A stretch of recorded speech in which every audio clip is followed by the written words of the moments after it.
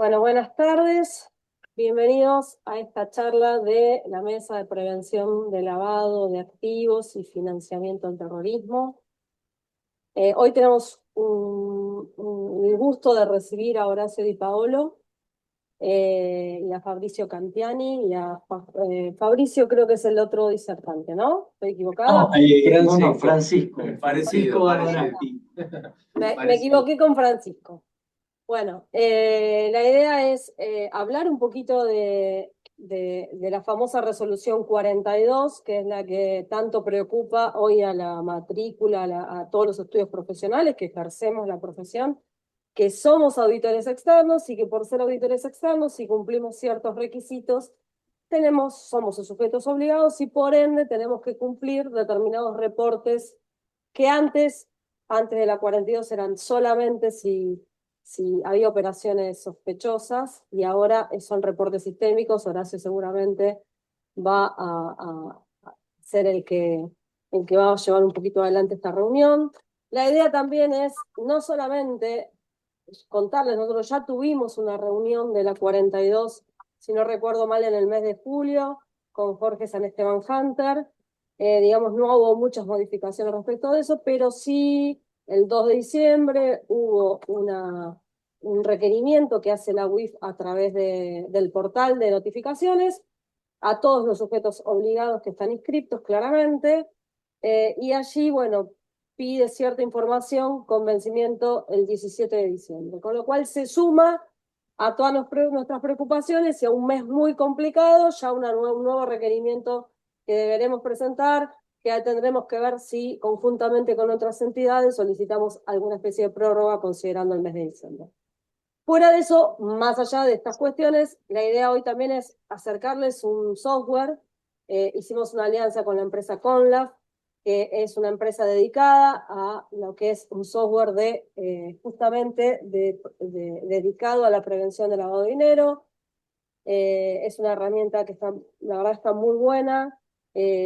Nosotros desde la Cámara hicimos un acuerdo para que los socios de CEPER tengan un descuento y ellos tienen diferentes planes, considerando si son estudios chicos, estudios medianos, estudios grandes.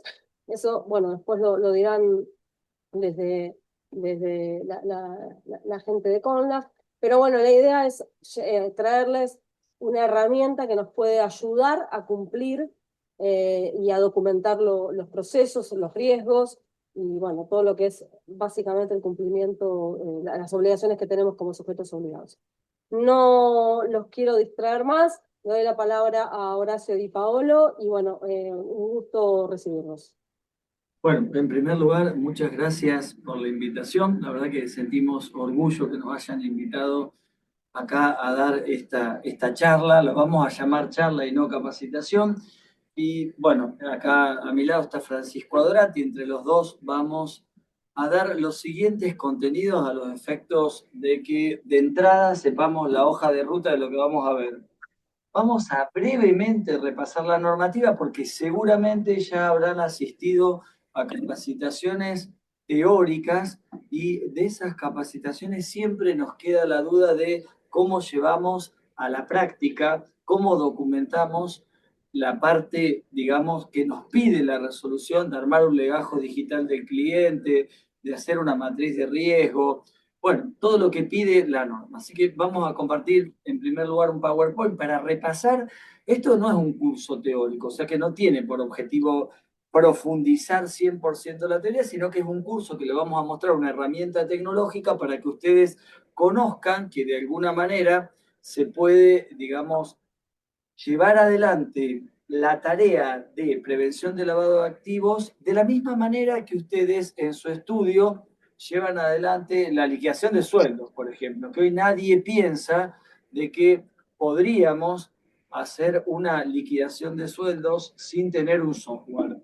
Así que vamos a dar un contenido teórico muy breve para luego mostrar una herramienta, como si fuera, les comento, una herramienta para liquidar sueldo, para hacer contabilidad o para hacer auditoría, una herramienta tecnológica que nos va a ayudar a cumplir con las disposiciones de la UE. Bueno, en primer lugar, sí, recordemos, ¿ustedes ven, sí, digamos, la pantalla compartida? ¿La ven? PowerPoint debería ser. ¿Lo ven? Sí, sí. Bueno, sí, perfecto. Bueno, vamos a hacer una hoja de rubro, una hoja de ruta del programa. Vamos a ver los antecedentes normativos, qué es lo que busca la norma, qué busca la transparencia financiera, por qué es importante para los contadores cumplir con la normativa, qué digamos, consecuencias trae el incumplimiento, esto que estaban comentando de la resolución 40 que se nos plantean el contador y cómo con una herramienta tecnológica podemos cumplir de una manera más eficiente y más fácil lo que pide la normativa. Recordemos que Argentina forma parte del GAFI, que es un organismo internacional, que la mayoría de los estados que forman parte de este organismo aceptaron una serie de recomendaciones que ha dictado el organismo en materia de prevención de lavado de activos, financiamiento del terrorismo y prevención de destrucción de armas masivas. Estas recomendaciones Argentina las adoptó en el marco de una ley, el Congreso de la Nación sancionó una ley y en sus orígenes el enfoque que tenía esa normativa que adoptó Argentina se denominaba en la doctrina enfoque tradicional. Y hace 2 años Argentina adoptó las nuevas recomendaciones del GAFI que tienen un enfoque basado en riesgos donde se nos cambia un poco la labor profesional que tenemos que hacer en esta materia.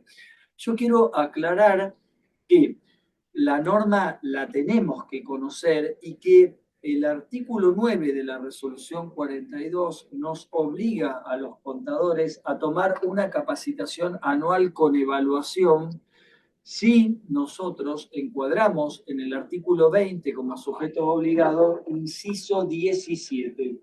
Si como contador encuadramos en estas tareas, vamos a tener que tomar una capacitación anual con evaluación y guardar el certificado de capacitación y evaluación porque la UIF eventualmente lo podría pedir. ¿Cuándo el contador encuadra como sujeto obligado y va a tener que desplegar estas tareas? Acá quiero aclarar que hay 2 grupos de tareas, un apartado, uno romano, donde hay un grupo de tareas que podrían denominarse actividades específicas, cuando el contador acá va a actuar a nombre y por cuenta de su cliente. Entonces vamos a rápidamente repasar los casos donde el contador podría actuar a nombre y por cuenta de su cliente. La norma tiene una definición de cliente, o sea que rápidamente podemos ir y buscar qué es lo que dice la norma en materia de clientes. Pero lo importante es que acá, en todas estas actividades, va a haber un instrumento público o una designación judicial que va a hacer que el contador no va a poder desconocer que está actuando por cuenta y orden de sus clientes. Entonces, vamos a ver, por ejemplo, que puede ser que un contador tenga un poder general amplio de administración. Por supuesto que lo emitió un escribano y está hecho por escritura pública y constituye un instrumento público. Y ese contador con el poder amplio de administración va a comprar o vender bienes inmuebles por cuenta y orden de su cliente. Siempre en todos los cursos ya me habrán escuchado, yo doy el mismo ejemplo, pero acá en Rosario está el contador de Lionel Messi y tiene un poder general amplio de administración y suele comprar inmuebles por cuenta y orden de Messi. O sea que no es algo descabellado que no va a ocurrir nunca, podría ocurrir. Nos piden de que vamos a encuadrar como sujeto obligado siempre y cuando la operación supere 700 salarios mínimos vital y móvil. Recordemos que el salario mínimo vital y móvil se fija en junio y en diciembre. Ahí tienen el valor del salario mínimo vital y móvil de junio. Seguramente en diciembre van a cambiar estos valores. Yo lo digo por aquello de que accedan al curso grabado y capaz que lo miran en enero y ven el de junio y resulta que está vigente el de diciembre. También el contador va a encuadrar como sujeto obligado cuando administre bienes u otros activos por cuenta y orden de sus clientes, si superan 150 vitales y móviles. Acá hay situaciones donde podemos ser designados en un expediente judicial. Acá en nuestra provincia de Santa Fe, el Consejo Profesional de Ciencias Económicas todos los años abre la inscripción de síndicos de quiebra, interventores judiciales, coadministradores, o sea, hay varias listas donde el contador se puede inscribir y sortean en los expedientes judiciales un contador y vamos a imaginar que tenemos el posgrado de sindicatura concursal y salimos nombrados síndico. Bueno, acá es una situación donde el contador síndico de una quiebra, como el fallido está desapoderado, va a administrar bienes por cuenta y orden de la masa concursal y del juez de la quiebra y obviamente que va a tener que hacer todos los controles de lavado de activos. Pero no es el único caso, hay varios casos. Imagínense que si estoy designado en un expediente judicial, no voy a poder desconocer ante la UIF que estoy administrando bienes de terceros. Hay otros casos. Obviamente que también el contador puede tener un poder general amplio de administración y ser apoderado de uno de sus clientes y tal vez le administra bienes que no sean inmuebles, porque fíjense que en el anterior es compra-venta de inmuebles. Bueno, vamos a imaginar de que esos inmuebles que compró ahora los ponen a alquiler y digamos cobra los alquileres del contador y le gira a su cliente los alquileres. Ese podría ser otro caso también. Administración de cuentas bancarias, acá lo mismo, acá el contador va a tener un poder general amplio de administración de su cliente. Y acá, para despejar dudas o inquietudes que se presentan siempre en todos los cursos, no es que el cliente nuestro nos preste el home banking para pagar un B. Yo ahí me estoy logueando con el DNI y con la clave de mi cliente. Acá yo tengo un poder general amplio de administración, voy al banco, llevo ese poder, queda registrado el poder en el banco y voy a ingresar con mi usuario que me va a generar el banco como apoderado de mi cliente. Fíjense que acá me dice que va a ser, digamos, sujeto obligado si supera 50 salarios mínimo vital y móvil. Los otros dos, digamos, que están en la normativa que me obligan a mí ser sujeto obligado, el D y el E, no tienen un mínimo salario mínimo vital y móvil. Y sería el caso que nuestro cliente, por ejemplo, nos autorice en un contrato de una constitución de sociedad o en un contrato, digamos, de cesión de cuotas, por ejemplo, a inscribir el trámite en la autoridad de contralor que tenga cada una de las provincias. Acá en Santa Fe, los trámites de cesión de cuotas o de constitución de sociedades se inscriben en el registro de personas jurídicas, empresas y contratos, pero en Córdoba está la Dirección Provincial de Personas Jurídicas y en Buenos Aires está la Inspección General de Justicia. Bueno, cada provincia tendrá su organismo si el contador está autorizado en el trámite. Bueno, justamente yo mencioné dos provincias donde tenemos un ID ciudadano y el trámite se puede hacer con el ID ciudadano del contador. Entonces, yo me identifico como Horacio Di Paolo en el portal de la provincia de Santa Fe para hacer el trámite y tengo una autorización de mi cliente para hacer el trámite, ante el organismo tramito esa creación, esa constitución de sociedad o esa cesión de cuotas, estoy actuando en representación de mi cliente. Yo quiero aclarar que en Santa Fe uno puede utilizar el ID ciudadana del presidente del directorio. Ahí no estaría actuando por cuenta y orden del cliente si yo no tengo autorización y lo que hago es el mismo caso que cuando un cliente nos presta su quit y clave fiscal. Bueno, si yo uso el ID ciudadana de mi cliente y pongo la clave de él, no estoy actuando por cuenta y orden de la casería si el contador usa su, digamos, forma de ingreso al organismo y tiene una autorización. Quiero aclarar que en estos dos últimos no hay un mínimo de salario mínimo vital y móvil como sí hay en los otros tres. Luego, creo que acá este es un poco más sencillo de entender, el contador va a ser sujeto obligado si realiza auditoría de estados contables conforme a las normas dictadas por la Federación Argentina de Consejo Profesional de Ciencia Económica de un sujeto obligado del artículo 20. Estamos hablando que el contador emite un dictamen de estados contables de un banco, de una compañía de seguro, de una mutual, de una cooperativa, de una inmobiliaria que esté organizada como sociedad anónima, SRL, de una LIC que sea también, digamos, un sujeto obligado que esté organizado en forma de empresa. Bueno, entonces, de cualquiera de los sujetos del artículo de una compañía de seguros, de cualquiera de los sujetos del artículo 20 que el contador realice auditoría de estados contables va a encuadrar como sujeto obligado.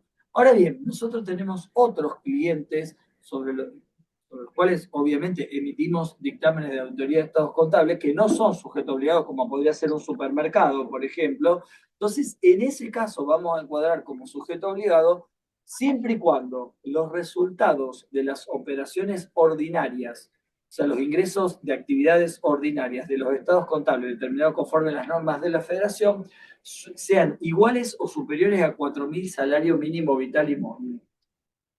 Acá siempre en los cursos se arma todo un revuelo de que si yo estoy auditando el balance, no conozco el monto de los ingresos ordinarios. Recordemos que la normativa está armada de que a mí el cliente me entrega la contabilidad hecha y yo como auditor lo que voy a hacer es auditarla la contabilidad. Lo que pasa es que en los estudios pequeños, en lugar de ocurrir eso, lo que se suele hacer es que el estudio confecciona digamos, la contabilidad y luego lo audita, ¿no es cierto? Bueno, ahí en el caso de que haga la contabilidad, me desayunaré luego de cuál es el monto de los ingresos por actividad ordinaria. En el hipotético caso que yo tengo la contabilidad hecha, como puede ser, digamos, cualquier empresa grande que la lleva en un software, y bueno, ahí en ese caso... Hay una pregunta en el chat. No, a ver, son ingresos conforme las normas de la federación. Y las normas de la federación dicen que el único balance que hay es el ajustado por inflación. Ahí arriba dice claramente informes de auditoría conforme, digamos, el capítulo 3, acápite A, que es Auditoría de Estados Contables, de la resolución 37, y si yo voy a emitir un informe de auditoría conforme a la resolución 37, voy a auditar los estados ajustados por inflación. No tengo ninguna manera de tomar los, digamos, ingresos ordinarios históricos, porque las normas profesionales nos obligan a trabajar con los, digamos, el ajuste por inflación. Así que mientras esté vigente el ajuste por inflación contable, vamos a tomar los ingresos ordinarios ajustados por inflación. Bueno, entonces acá vamos a hablar de dos o tres cosas y vamos al aspecto práctico, no aburrimos con tanto de la normativa. Lo que pide la normativa es que todas estas empresas manejan fondos que provienen de sus operaciones.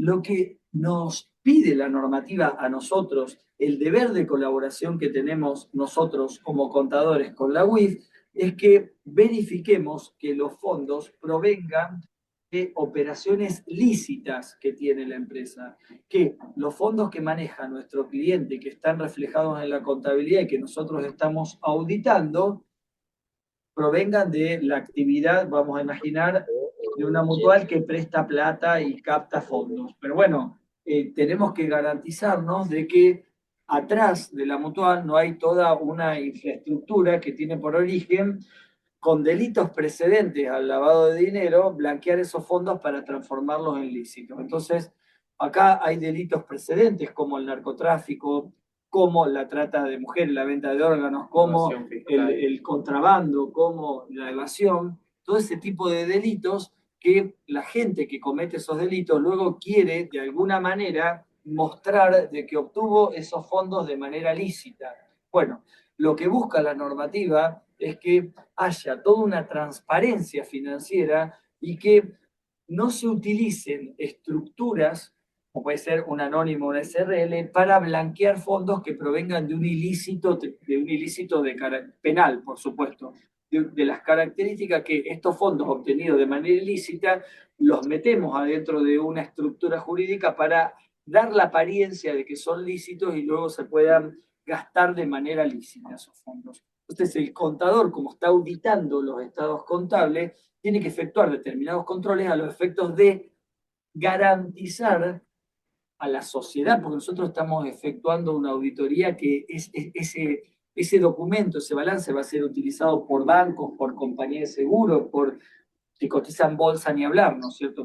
Una cotizante, ese balance va a hacer de que haya distribución de utilidades. Bueno, lo que busca la norma es que todos los fondos que maneja esta empresa provengan de un origen lícito. Entonces el contador va a tener que cumplir con muchas tareas de tener garantido ese proceso. Bueno, acá, ¿por qué es importante el cumplimiento? Por esto que estábamos diciendo, para que estas estructuras, un anónimo, un SRL, un contrato de fideicomiso, un fondo común de inversión, no se utilicen para manejar fondos que provengan del delito. Lo que busca es una mayor transparencia y nosotros como contadores tenemos que efectuar un trabajo de calidad profesional acá. Acá David, un pequeño freno. David Vanegas pregunta, una sociedad que cierra el 31 de julio de 2025 y ahora me doy cuenta de que sus ingresos ajustados superan el umbral. ¿En qué momento debo aplicar los procedimientos de la resolución 42? Digamos, David, vos tenés que dividir en dos el trabajo. Vas a hacer la auditoría de estados contables conforme dicen las normas de la Federación, pero eso es una auditoría de estados contables conforme la 37 modificada por la 53, y vas a hacer una auditoría para prevenir el lavado de activos conforme la resolución 42. Son dos cosas distintas. Ahora, en la práctica, nosotros vamos a mostrar un software que no es para la auditoría de estados contables, es un software para justamente dejar reflejado todos los controles que hiciste en materia de prevención de lavado de activos. Bueno, lo que busca entonces es que el contador haga una tarea de calidad profesional. Acá no tenemos por objetivo, digamos, que se asusten, pero recuerden de que hay multas económicas que en el hipotético caso que nosotros emitamos un dictamen sin haber hecho la tarea de auditoría profunda, hay un delito de balance falso en el Código Penal, que alguien podría decir de que el contador emitió un dictamen sobre un balance que es falso. Bueno, es una responsabilidad penal, eso puede llevar a una inhabilitación de la matrícula. Consecuencia, va a haber pérdida de confianza de nuestros clientes, un deterioro de imagen, y como hecho grave que está previsto en la norma, y que hasta ahora no conozco ningún contador que lo hayan sancionado con esto, podrían congelarle los activos que tiene el contador. Repito, no conozco ningún caso, pero está previsto en la norma. Entonces, ¿qué me pide la resolución 42? Que por ahí David estaba preocupado con este tema. La resolución 42 me pide en los artículos 13, 14 y 15 que el contador aplique una política internacional que se llama Conociendo al Cliente, Know Your Customer, se llama la política a nivel internacional, y vamos a ver qué me dice. Si su cliente es una persona humana, va a tener que obtener determinados datos. Si es una persona jurídica, otros datos. Si es sector público, determinados datos. Si es un contrato, como un contrato de fideicomiso, UTAC, negocio de participación, determinados datos. En función a todos los datos que yo obtengo de mis clientes, voy a trabajar con 4 factores de riesgo y voy a, de alguna manera, clasificar a nuestros clientes como contadores en nuestro estudio contable en clientes de riesgo alto, bajo y medio. Voy a segmentar a los clientes con estos factores de riesgo. El software que nosotros les vamos a mostrar, esto lo hace todo automático, no van a tener ningún problema con esto.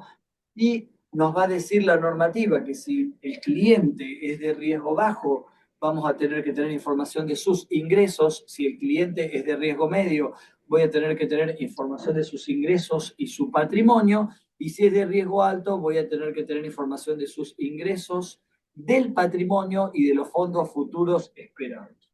Voy a tener que hacer un monitoreo de las operaciones que haga este cliente, porque suele ocurrir de que nosotros decimos, bueno, este cliente, por las características que tiene, va a tener determinado volumen de ventas, va a tener determinado patrimonio, pero bueno, si nosotros notamos de que por algún hecho en particular vendía 100, 100, 100, 100 todos los meses, 100, 100, 100, y algún mes las ventas se le disparan a 1.000.000, de 100 pasan a 1.000.000, bueno, ese monitoreo de la operatoria lo voy a tener que llevar adelante y voy a tener que de alguna manera documentar qué hice para controlar de que de 100 pasó a 1.000.000 y que obtuvo fondos lícitos y que no provienen, como les dije, de algún delito del Código Penal, que puede ser venta de órganos, trata de mujeres, narcotráfico. Este monitoreo de operatoria deviene primeramente de haber confeccionado el perfil transaccional del cliente que se hace en base a los ingresos, fondos y patrimonio, ¿no? En base a ese número que lleguemos, teniendo en cuenta toda la documentación que se recabó en ingresos, fondos y patrimonio, se hace este monitoreo de operatoria como el ejemplo que dio Horacio, que viene vendiendo 100, 100, 100, y de la nada hubo un mes en el que se disparó la venta por 10 veces más. Bueno, la normativa, luego de que yo hice todas las tareas, hice el monitoreo de las operaciones, clasifiqué a mis clientes, me obliga a emitir reportes. Hay reportes sistémicos mensuales que consisten en aquel contador que por cuenta de su cliente constituyó una sociedad, participó en una sesión de cuotas o participó en la redacción de algún contrato de fideicomiso de fondo común de inversión. Bueno, va a tener que hacer un reporte sistémico mensual con el nombre de los sujetos que son socios de esa SRL o accionistas de la anónima, los sujetos que participaron en el contrato de fideicomiso, cualquiera de las cuatro partes. Bueno, también hay un reporte sistémico anual, este está previsto para la auditoría de estados contables. Hay un informe técnico de autoevaluación que vence el 30 de abril del 26 y aquellos contadores que realicen actividades especiales, que las mencionamos en el apartado 1 romano del 1 al E, que era esto de compra, venta de inmuebles, administración de bienes de tercero, administración de cuentas bancarias, esos van a tener que tener un REI, un revisor externo independiente. Yo quiero hacer una mención en los reportes sistemáticos mensuales. Están orientados a básicamente las actividades específicas, principalmente, pero también se agrega un reporte que se llama el reporte de registración o verificación de registración y cumplimiento. En este reporte se detalla justamente si nuestros clientes, que por la actividad que despliegan, deberían estar inscritos ante la UIF como sujetos obligados, porque son sujetos obligados dependiendo de la actividad que despliegan, están efectivamente inscritos ante UIF, ¿no? En el hipotético caso de que tengamos, por ejemplo, una mutual o una cooperativa que otorga créditos, el contador debería cerciorarse de que efectivamente esté inscripto ante UIF y en el caso de no estarlo, emitir el informe, el reporte, perdón. Bueno, y nos pide la normativa que tengamos el registro de toda la documentación de nuestros clientes, lo dice en el artículo 10, y nos va a decir que dependiendo del riesgo que tengan, vamos a tener que actualizar el legajo de nuestros clientes. El software que le vamos a mostrar lleva un legajo digital del cliente y nos hace cumplir con este artículo 10 de la normativa. Un punto importante también en el artículo 10 es que se menciona en el que el sujeto obligado debe, digamos, llevar ciertos procedimientos sí, bueno, justamente un manual de procedimientos para que en el hipotético caso de que el organismo de Contralor solicite esta información, el sujeto pueda de manera eficiente y eficaz entregarlo en tiempo y forma, ¿no? Florencia Schmeigel pregunta, buenas tardes, consulta, con respecto a determinar si los ingresos quedan alcanzados según importe del salario mínimo vital y móvil, ¿qué deberíamos considerar? ¿La fecha de cierre del ejercicio o la fecha de inicio de la auditoría o del informe de auditoría? No, es la fecha de cierre de estados contables. Vamos a imaginar de que una empresa, una SRL, cierra balance el 30 de noviembre del 2025. Yo ahí voy a tomar los salarios mínimo vital y móvil con el importe de junio del 25. Si cierra balance en enero del 26, voy a comparar con los salarios mínimo vital y móvil de diciembre del 24. O sea, es así. Ahí hubo un tema de que en los periodos que tuvimos una inflación extremadamente alta, la Federación de Consejos le había pedido a la UIF de que se actualice por el IPC, ese salario mínimo vital y móvil, porque recordemos que se fija en junio y en diciembre, y si yo tengo que tomar al 30 de noviembre el de junio, y en un periodo donde hubo mucha inflación, podría ser de que me quede desfasado, digamos, ese salario mínimo vital y móvil del 30 de junio al 30 de noviembre. Entonces hubo un par de planteos de que se ajuste por IPC, pero quienes recibieron el requerimiento de la UIF habrán visto de que no hace hacer ningún ajuste, que me pide los salarios mínimos vitales móviles históricos sin ajustar. Acá Miriam Deckmack pregunta, ¿el revisor externo independiente es obligatorio también para el caso de quedar obligados por ingresos de estados contables de riesgo bajo? No.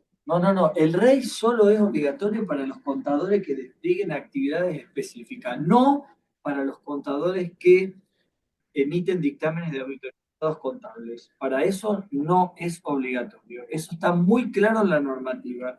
Es para aquellos contadores que encuadran en el 1 romano de la normativa de los incisos A al E.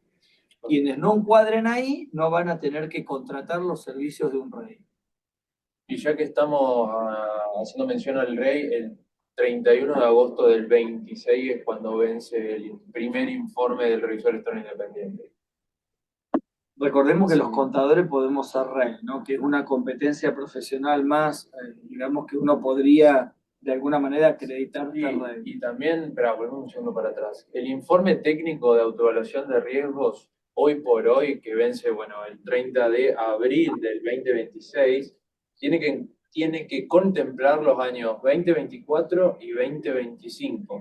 A no ser que WIP diga no, bueno, que o se prorrogue o que se presente. Hoy la normativa dice de que el 30 de abril del 26 vencen 2 años juntos, el 24 y el 25. Sí. Recuerden que el informe técnico de autoevaluación se presenta por la plataforma TAD y el informe del REI se presenta por la plataforma de la UIF. El SRO. Tienen lugares distintos de presentación. Pero la verdad habría que pedirle al organismo que se presente todo por el mismo lugar, porque un poco quedamos mareados los contadores con estas cosas. Bueno, entonces, ¿qué desafíos tiene el contador y cómo nos ayuda la tecnología? Bueno, ¿qué desafíos tiene el contador? Que esto, vamos a ver, con un software es una alta carga operativa. En el hipotético caso que resolvamos hacerlo manual, es terrible. Tenemos que controlar mucha documentación. En ocasiones, los controles manuales hacen nos dificultan a nosotros como contadores fijar criterios homogéneos, que el hecho de llevar un software nos va a homogeneizar mucho los criterios. Manualmente es muy difícil de que surjan alertas. Un software nos va a ayudar mucho a, digamos, esta situación de que el cliente venía vendiendo 100 y pasó a vender 1.000.000. Bueno, nos tendríamos que acordar de esa situación para hacerla en forma manual.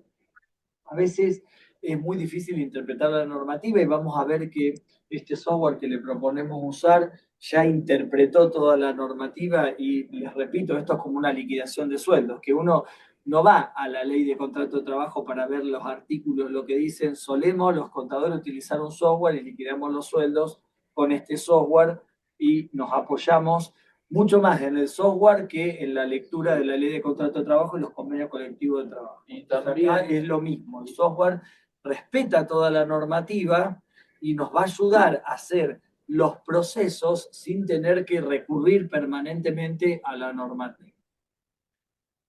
Otra cosa se habló, nosotros estuvimos en la sede central, o casa matriz, mejor dicho, de WIF, que es ahí en Buenos Aires. Estuvimos reunidos con Jara por el tema de que si trabajar con una muestra o con la población entera.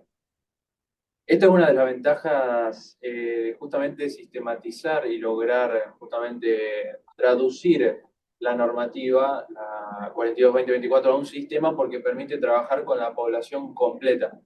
Van a ver luego en los controles de auditoría que no solamente vamos a hacer controles sobre nuestro cliente, de nuestros clientes, mejor dicho, sino también de los clientes de nuestro cliente y de los proveedores también.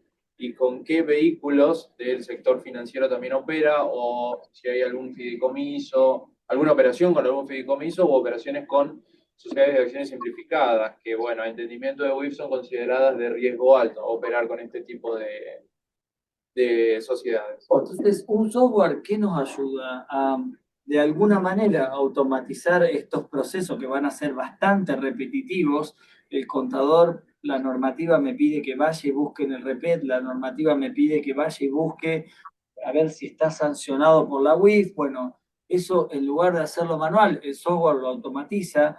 Este hecho de que si tenemos que hacer varias veces lo mismo, el error humano existe, el software, la verdad que nos ayuda a no cometer errores. Acá nos garantiza el legajo digital del cliente a una fiscalización. Esto que pide el artículo 10 de tener el legajo digital a disposición de la UIF en el hipotético caso de tener algún tipo de fiscalización. Mejora realmente la eficiencia operativa del estudio porque nos dedicamos a cosas que nos reportan más dinero. El software nos va a ayudar a reducir los tiempos de trabajo para cumplir con el tema de la UIF y a dedicarnos a otras tareas que tenemos que llevar adelante en el estudio. Por eso nos ahorra tiempo y vamos a ver que minimiza los riesgos legales de incumplimiento de las normas. ¿Qué es lo que generalmente ocurre cuando nosotros buscamos en el apartado de los sancionados WIF? Uno de los puntos importantes que siempre WIF tiene en cuenta es justamente la herramienta tecnológica, lo llama, y siempre lo resaltan en negro en las resoluciones o PDF, como quieran llamar, que aparecen ahí en la sección de sancionados WIF, ¿no? Bueno, vamos ahora, segunda parte, vamos a ver la herramienta tecnológica, que acá ya la conocen en el CPET, la herramienta tecnológica que nosotros les proponemos a ustedes usar para cumplir con la normativa. Es una herramienta muy intuitiva y fácil de usar. ¿Están viendo ya Sí, la herramienta tecnológica? estamos transmitiendo el Google Chrome. Sí, Sí, se ve perfecto. excelente. Bueno, esto es una herramienta que les vamos a contar un poquitito de la historia.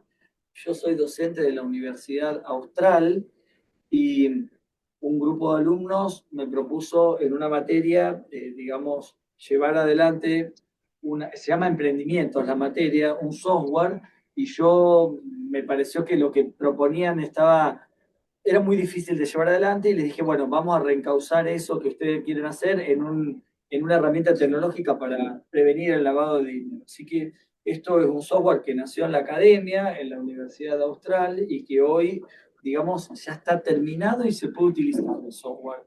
El software apenas el contador se loguea, lo que tiene que hacer es, obviamente, cargar todos los datos. Antes que prosigamos, perdón que cortemos acá, hay dos preguntas en el chat. María de Los Ángeles Ortiz pregunta, si me inscribo por una empresa, pero soy auditor de 20 empresas, ¿debo aplicar los controles para el lavado de activos sobre los 20 o por solamente por la que me inscribí? Acá hay todo un tema. Bueno, vamos por parte. La normativa me obliga a aplicar los controles de lavado de dinero solo en el caso que sea un sujeto del artículo 20 o si supera los 4.000 salarios mínimos vitales y móviles. Ahí, en ese caso, no tengo ninguna alternativa. En esos dos casos voy a tener que aplicarlos sí o sí a los controles de lavado de activos, prevención del terrorismo y prevención de destrucción de armas masivas.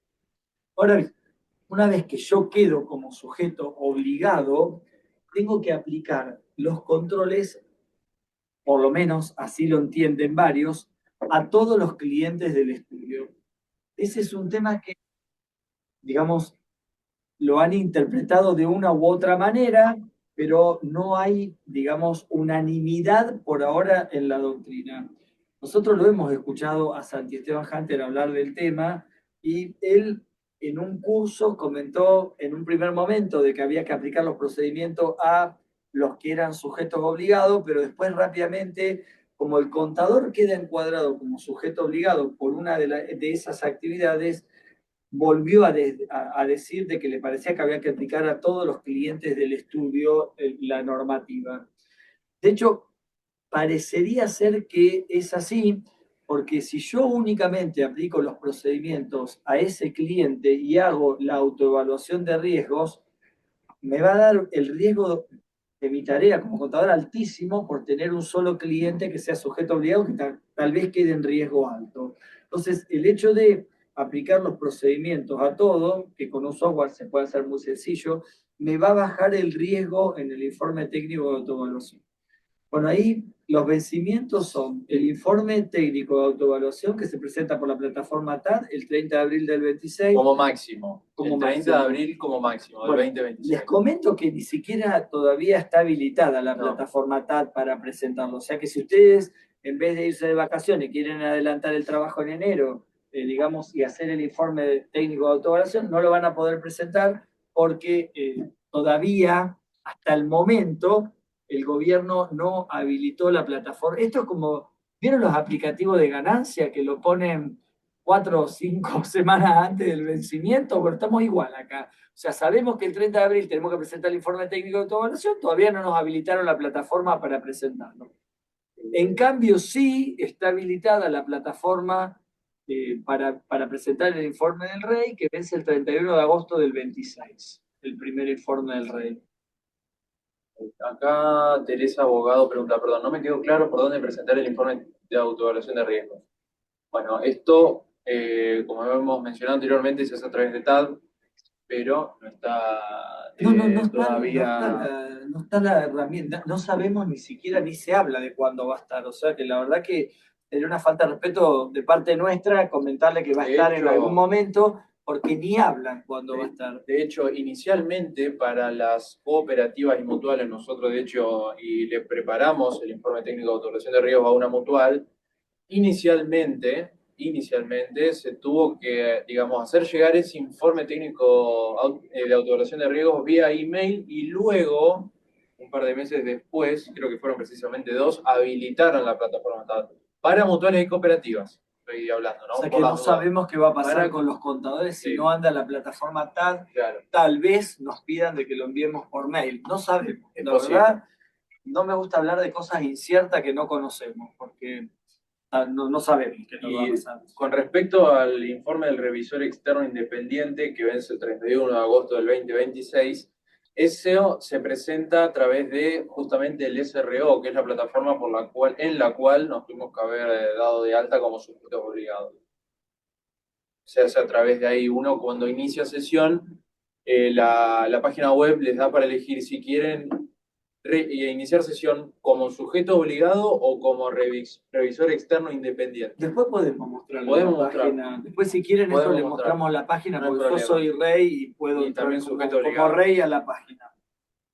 Bueno, acá le vamos a mostrar esta herramienta tecnológica que lo primero que va a tener que hacer el contador es darse de alta como contador en la plataforma y poner todos los datos, digamos, nombre, apellido, quit, y me va a pedir que cumpla con algunos datos personales, domicilio legal, real, fiscal, bueno, me va a pedir que ponga las capacitaciones que tengo en el hipotético No, caso. eso, eso en la sección de sujeto obligado. Yo soy sujeto obligado, tomé las capacitaciones del artículo 9 de la resolución 42 y tuve las evaluaciones, entonces, bueno, voy a poder subir estas evaluaciones a la plataforma. Cuando venga la WIF las voy a tener todas sistematizadas. También voy a subir el manual de procedimiento, la capacitación del personal del estudio, voy a, digamos, subir, en el hipotético caso que el contador tenga un revisor externo independiente, también voy a subir quién es el revisor externo independiente por esta actividad. En caso de que especial, aplique, claro. Tiene que me corresponda, ¿no es cierto? Correcto. O sea que ahí voy a subir toda la parte,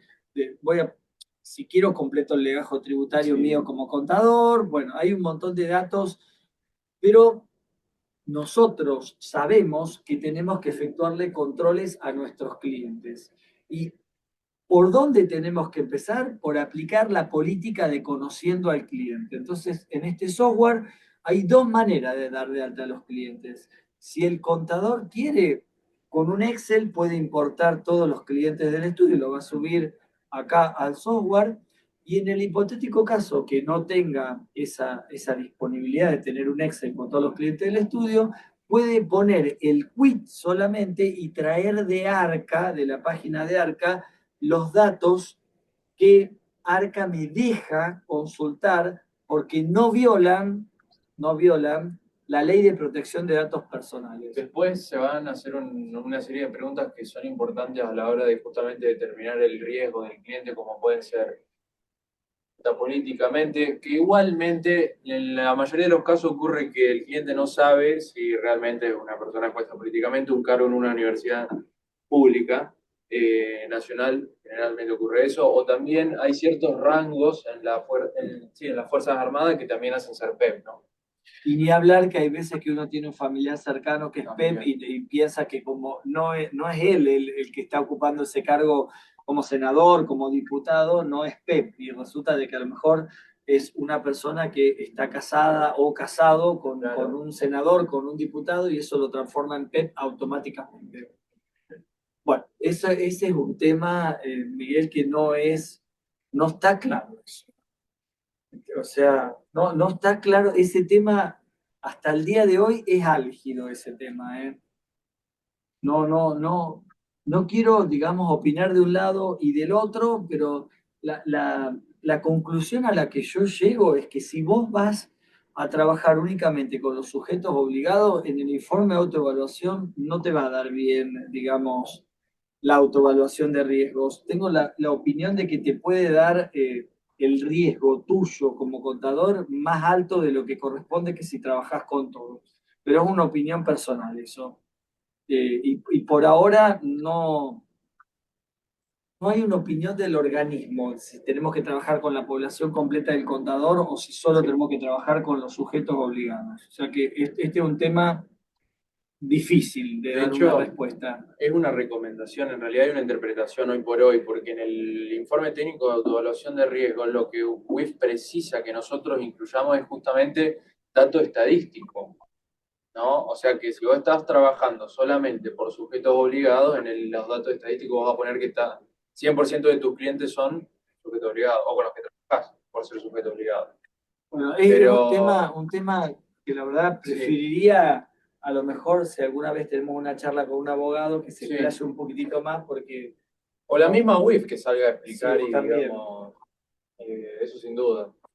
Bueno, Aclarar. entonces, vamos a imaginar que dimos de alta acá, digamos, es un estudio contable que tiene de cliente a un contador también, yo soy contador, entonces voy a ser sujeto obligado y por lo tanto, conforme dice el contador ruso, sí este va a estar en el sistema para él porque es un contador. Sí. Acá, por ejemplo, algunos de los datos que extrae son nombre, apellido, fecha de nacimiento, documento. Bueno, Esto lo nosotros trae tenemos de Arca, lo importó de Arca, sí. de la página de Arca sin que digitemos nada, pero fíjense que no me Sexo, trae el género. sexo o el género porque es un dato sensible, no me trae la fecha de vencimiento del DNI, bueno, y la Información normativa familiar, estado pide civil tampoco. tampoco, y la normativa lo que pide es que tengamos o fotocopiados o escaneados todos los DNI de nuestros clientes. O sea que en el software, en el hipotético caso que lo tengan escaneado, van a poder subir en PDF al software el frente y el dorso del documento. Otra información que también se incluye, que trae, que proviene desde ARCA y que se deja consumir es el domicilio fiscal y personal. Eso lo trae, lo importa de Arca. Esto en el hipotético caso que ustedes no tengan un Excel y que suban todo, ¿cierto? Bueno, de luego me va pidiendo, la normativa obliga a tener los datos de contacto del cliente, tanto sea mail, teléfono, eso es obligatorio tenerlo. Y me va Importante la actividad principal, que es justamente uno de los factores de riesgo que se tienen que tener en cuenta. Acá, por ejemplo, trae la actividad principal de Horacio, que bueno, son el 692, el 000, que es el servicio de contabilidad, y también las actividades secundarias, ¿no? Porque en base a esta información que estamos completando y está trayendo el sistema desde ARCA, se va a armar automáticamente la matriz de riesgo, ¿no? Fíjense que me trae como las actividades secundarias tal cual como están en la página. Bueno, el sistema ahora está buscando si yo soy sujeto obligado en la página de la web. No es si es sujeto obligado, en realidad es si está inscrito como sujeto obligado. Porque el sistema se conecta con una API, con la página de la FIP, de la WIF, y consulta en la base de datos de sujetos obligados, y si el sujeto es un sujeto obligado, lo informa acá en el sistema. Esto es más que nada, está hecho y puesto a propósito, porque recordemos que hay un reporte de verificación, de registración y cumplimiento, que también lo podemos mostrar. Vamos a entrar a... Después lo mostramos en el SRO. Esto es más que nada por la actividad que despliega Horacio, por ejemplo. Horacio es ya de por sí sujeto obligado, ¿no? Y además corroboramos de que realmente está inscrito como sujeto obligado, ¿no? Bueno, el software pide de que uno cargue todos los familiares que tienen, porque recordemos que algún familiar puede ser, digamos, una persona políticamente expuesta, entonces me va a pedir. Una vez de que cargamos todos los datos del cliente, lo que va a hacer el software es armar la matriz de riesgo, porque recuerden de que esto es un enfoque basado en riesgos y tengo que clasificar o calificar a los clientes en riesgo bajo, medio y alto.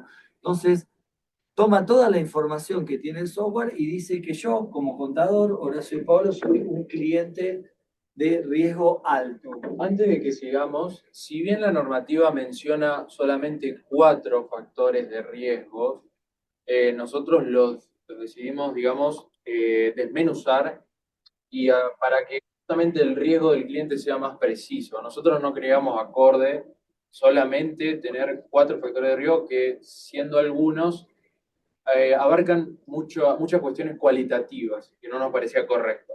Por eso está desmenuzado así como está. Si uno lee la normativa, dice que los factores de riesgo son clientes, canales de distribución, zonas geográficas, son 4 nada más. Nosotros eso lo subdividimos en más factores de riesgo. Y otro tema sumamente importante es que nosotros tenemos que ponderar los factores de riesgo. El software deja que el contador, con su criterio, pondere estos factores de riesgo. Esta Uno es la parte entra subjetiva de cada contador y cada a la estudio. parte de la matriz de riesgo y puede, digamos, configurar cuánto para el contador es riesgo bajo, cuánto es riesgo alto, y bueno, lo que queda en el, digamos, es, yo pongo de 15 para abajo riesgo bajo, de 45 para arriba es riesgo alto, lo que me queda en el medio es riesgo medio, justamente. Entonces, esto me va a dejar parametrizarlo. Y lo mismo con los factores de riesgo. Lo mismo, ojo acá, vamos a hacer una aclaración muy importante. Yo no puedo en la práctica, supongamos que yo soy sujeto obligado y tengo de cliente a Horacio persona humana. Bueno, voy y le hago una matriz para Horacio. Yo no puedo tomar otro cliente persona humana y armarle una matriz para solamente esa persona. Acá lo que hay que hacer es preparar y armar una matriz con X ponderación, según su criterio, en base al tipo de cliente, ¿no? Es decir, una que aplica a todo persona humana, otra persona jurídica, porque se tienen distintos factores de riesgo en cuenta dependiendo del cliente. En realidad, esa clasificación obedece a la normativa. Sí. La normativa clasifica a los clientes de un contador en persona humana, persona jurídica, contratos. Entonces, nosotros armamos factores de riesgo y matrices de riesgo para cada tipo de sujeto que está en la resolución 42.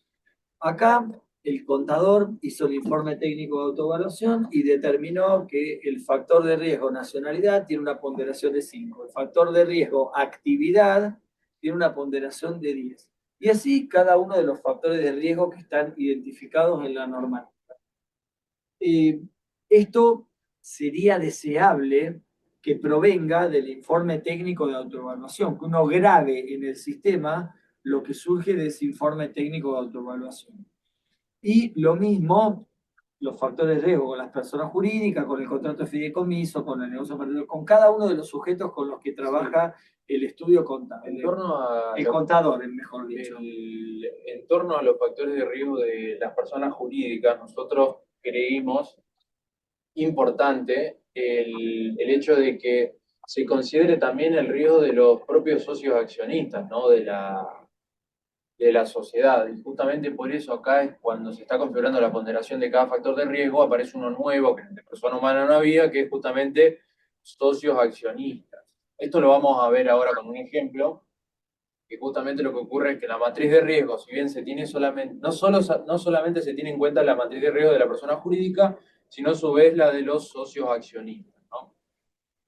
Como pueden ver en pantalla, acá tenemos la ponderación de los factores de riesgo de los socios accionistas, persona humana, persona jurídica, sector público del cliente. El auditor que realiza auditorías con sujetos no obligados, ni por actividad ni por natural, se consulta igual de... No tiene que presentar informes si no realiza... En abril del 2026. Esto es del informe técnico de autoevaluación de riesgos. Y si el contador ese no es sujeto obligado. Pero es con sujetos no obligados ni por actividad ni superar tope. No, claro, ahí tampoco sería sujeto obligado. No, ahí digamos. El contador, en la pregunta que hace Luis, no es sujeto obligado el contador ahí. Porque el contador es sujeto obligado cuando encuadra en alguna de las auditorías que están en el apartado 2 o actividades específicas, claro. También. No, pero él pregunta por auditoría. Por auditoría. Ok. No pregunta por actividad. No, pero por las dudas, claro. Aclaré. Porque si no entra por auditoría, puede que entre por... Sí, pero él pregunta por auditoría. Bueno, entonces acá está la matriz de riesgo, que esta hay que guardarla, y esta matriz de riesgo va a formar parte del legajo digital del cliente. Una vez de que el software la guarda, la matriz de riesgo, me la manda al legajo digital junto con todos los otros datos que yo cargué. Cargué el nombre, el DNI, cargué toda la composición del grupo familiar, la actividad, el domicilio, los datos de contacto. Entonces, este quedó como un cliente de riesgo alto. La normativa para un cliente de riesgo alto me pide que el contador documente ingresos, patrimonio y fondos. En el legajo digital del cliente tenemos que tener ingresos, patrimonio y fondos. Yo sé que ustedes rápidamente van a decir, todos estos elementos yo lo tengo en la computadora, y digamos, si WIF me los pide, yo podría entregárselo. Fondos, Pero- Romina. Ingresos, patrimonio y fondos. fondos. Pero la verdad es que lo que pide la normativa es que el contador los tenga sistematizados en algún lugar. No me pide que lo tenga yo todo desorganizado en el estudio, ¿no es cierto? Repito el ejemplo que doy. Si yo voy a liquidar los sueldos, no puedo tener un desorden de proporciones siderales que frente a la inspección del Ministerio de Trabajo no pueda, digamos, de alguna manera mostrarle los papeles ordenados. El software lo que busca justamente es ordenar el trabajo del contador frente a la U. Entonces, vamos a imaginar que el cliente es de riesgo bajo. Bueno, lo único que voy a tener que obtener de ese cliente es la justificación de sus ingresos. Si es de riesgo medio, ingresos y patrimonio, y si es de riesgo alto, ingresos, patrimonio y fondos. Obligatoriamente. Obligatoriamente. Entonces, ¿cómo podemos justificar los ingresos de nuestro cliente? Con cosas que tenemos en el estudio contable, en la caso de ganancia, el impuesto cedular, en el caso de que corresponda a monotributo, recibo de sueldo. Bueno, el software deja grabar muchísima documentación para justificar los ingresos de un cliente nuestro. Y cualquier otro tipo de información que puede ser la constitución de un plazo fijo o el cobrar el plazo Eso no es fijo. ingreso, eso es Bueno, fondo, también se puede. Bueno, entonces, acá hay ingresos. En el hipotético caso que sea de riesgo medio, va a tener que justificar ingresos y patrimonio. Entonces, nosotros, el concepto de patrimonio es el del Código Civil y Comercio de la Nación, conjunto de derechos y obligaciones de una persona. O sea, que no solamente voy a tener que tener los activos, sino que también tengo que tener las deudas que tiene la persona. Ustedes dirán, ¿y por qué las deudas? Y porque a lo mejor la persona, la manera que tiene de lavar activos es obtener fondos ilícitos y obtener un préstamo en un banco para blanquear esos fondos ilícitos a través de un préstamo bancario. Entonces, por ese motivo, también la norma habla de patrimonio, no solamente habla de activos, sino de que debiéramos de alguna manera documentarnos las deudas que tiene la persona. Pero bueno, acá le proponemos, para la parte de los activos, que la persona, si tiene bienes personales, es suficiente. Para las deudas, lamentablemente, en el hipotético caso de que tenga bienes personales, no vamos a tener las deudas, se las vamos a tener que armar. Y como el contador suele, en muchas ocasiones, armar manifestaciones de bienes para los bancos, si le armamos a algún cliente del estudio una manifestación de bienes para el Banco Nación, podemos subir esta manifestación de bienes al software y estaríamos documentando el tema de patrimonio. Recordemos que la mayoría de las manifestaciones de bienes de los bancos tienen el activo, el pasivo, el patrimonio neto, o sea que sería muy fácil de subir. También le dejamos subir un expediente sucesorio en el hipotético caso de que haya alguna persona que haya heredado determinados bienes. Bueno, vamos a poder documentar los bienes heredados con un expediente sucesorio. Y por último, si es de riesgo alto, va a tener ingresos, patrimonio y fondos. Entonces, acá, fondos, la normativa uno logra entender, porque la norma bastante clara no es, pero uno logra entender de que son fondos que van a obtener nuestros clientes en el futuro. O sea, es una proyección, como piden los bancos, ¿no es cierto? Una proyección de los ingresos que va a tener, imaginemos, en los 12 meses siguientes. Entonces, lo que está previsto en el sistema es que el cliente haga una declaración jurada de los fondos que va a obtener en los últimos 12 meses, que me traiga un flujo de fondos proyectado, bueno, alguna de estas cosas. Piensen que esto no es para todos, es para aquellos que encuadren en riesgo alto. No, no me está diciendo. Uno podría, digamos, pensar que esto es un exceso, pero yo diría de que el legislador se quiso cubrir porque este cliente que viene todos los meses vendiendo 100 pesos y me hace una proyección de que va a seguir vendiendo 100 pesos, resulta de que en febrero vende 1.000.000 de pesos, me va a saltar una alarma de que proyectó vender 100, pero vendió 1.000.000. Sí, entonces, a ver, ¿qué hago con esa situación? en Es una tanto- operación inusual. En eso. tanto la pueda fundamentar de cómo llegó al millón, No, bueno, pero que quedaría como una inusualidad a resolver. ¿Entienden? Eso es lo que yo quiero entender. El sistema lo que hace es un screening. ¿Qué pasa? Sí, sí, sí.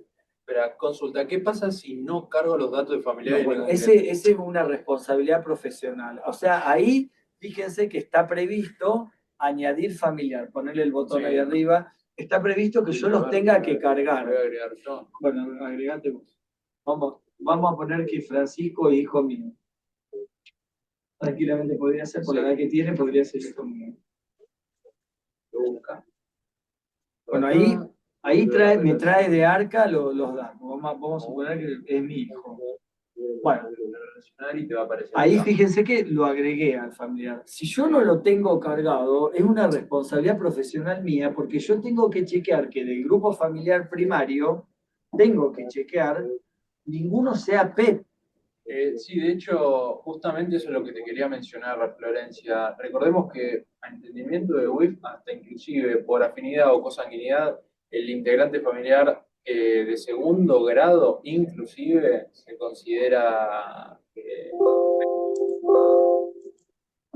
Lo que sería allá en Yerbabuena. Tiene que figurar la constancia de inscripción en renta, pero de lo que sería allá en Yerbabuena.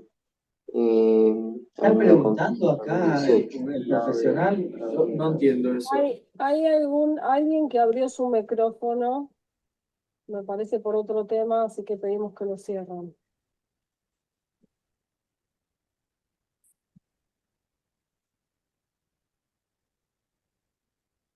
Acá.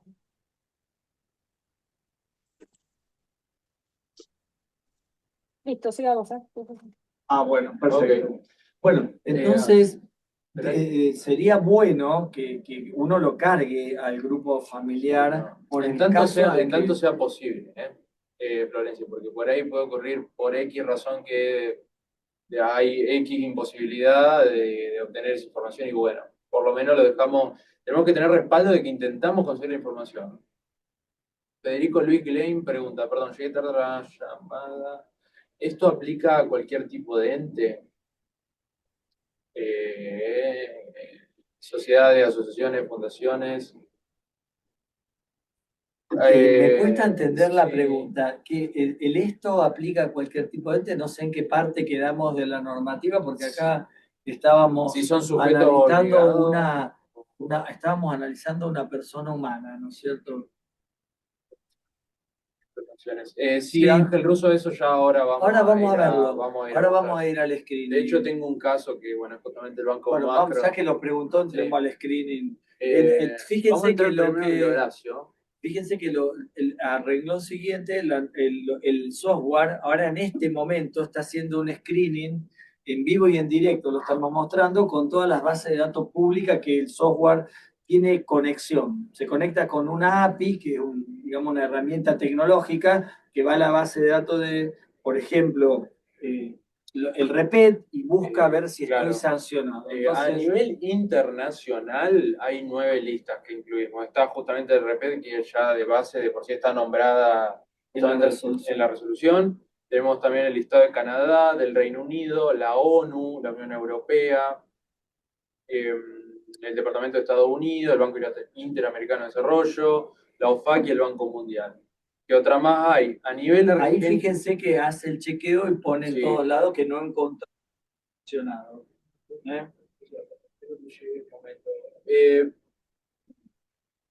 Fede, ¿querés abrir el micrófono y consultar? Porque no entendemos, perdón, tu pregunta. Yo tampoco entiendo la pregunta.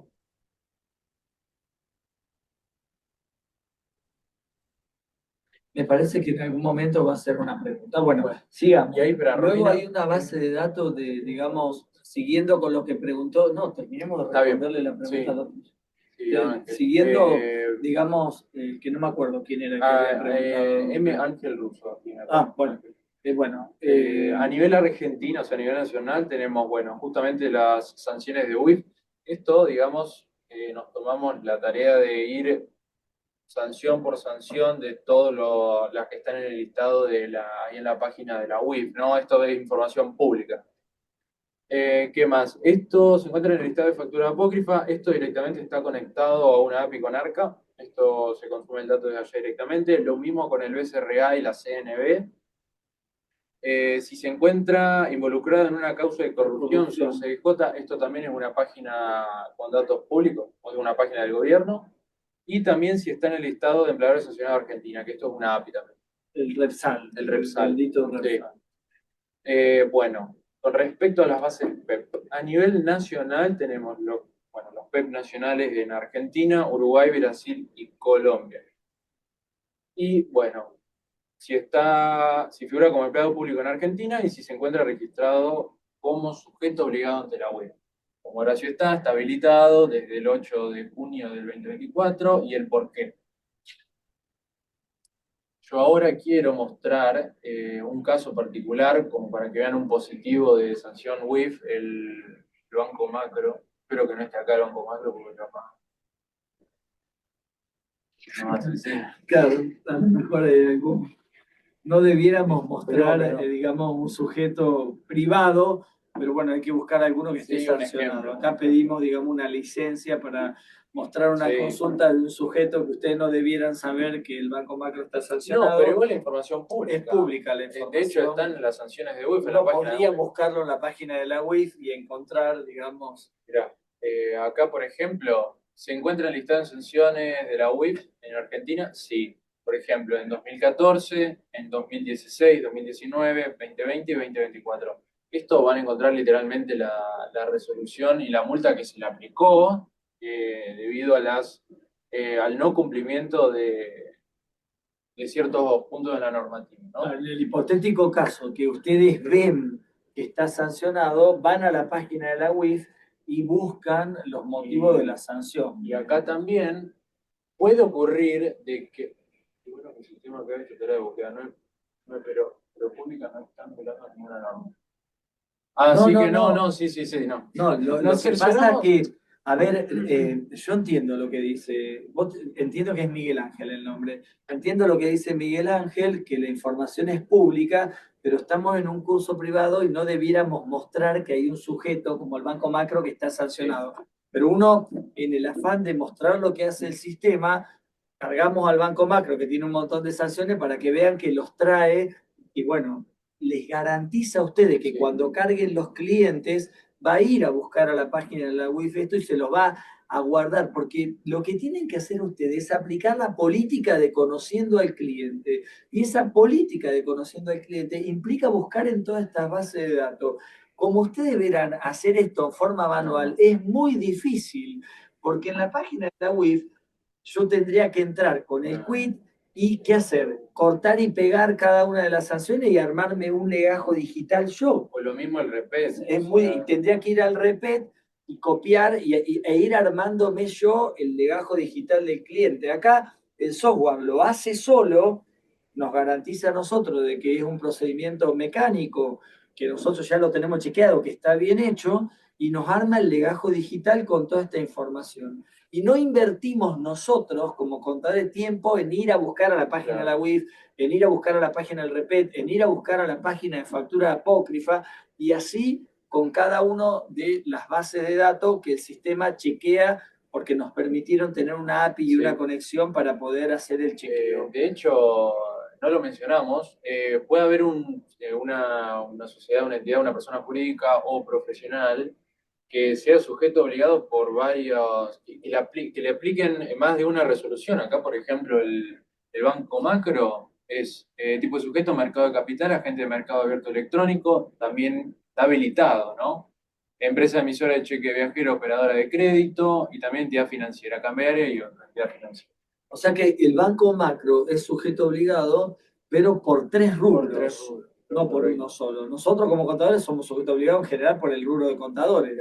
Bueno, alguno podrá ser sujeto obligado como contador y a lo mejor es fiduciario de un fideicomiso y es sujeto obligado por dos, ¿no es cierto? Nos envíen la grabación de esta charla del mail informado. Eso no lo sé, eso Karina, lo va a tener que decir Karina. Bueno, sigamos así porque si no, no vamos a llegar a mostrar todo. Entonces, acá el sistema hace el Espera. screening con todos y Luis, cada voy una a de las bases de datos que están disponibles, ¿me entienden? O sea, habrá alguna base de datos que no está disponible porque no es pública. Bueno, esa no está acá en el sistema. Están Sí, no. las bases de datos públicas. Entonces, vamos a mostrar a alguien que tenga un árbol de relación. Yo me voy a ¿entienden? agregar a vos acá para que bueno. vean que... Bárbaro. Vamos, entonces, lo que pide la norma es que si hay una cadena, hay una sociedad, vamos a imaginar una anónima, vamos a imaginar una Banco anónima, Macro.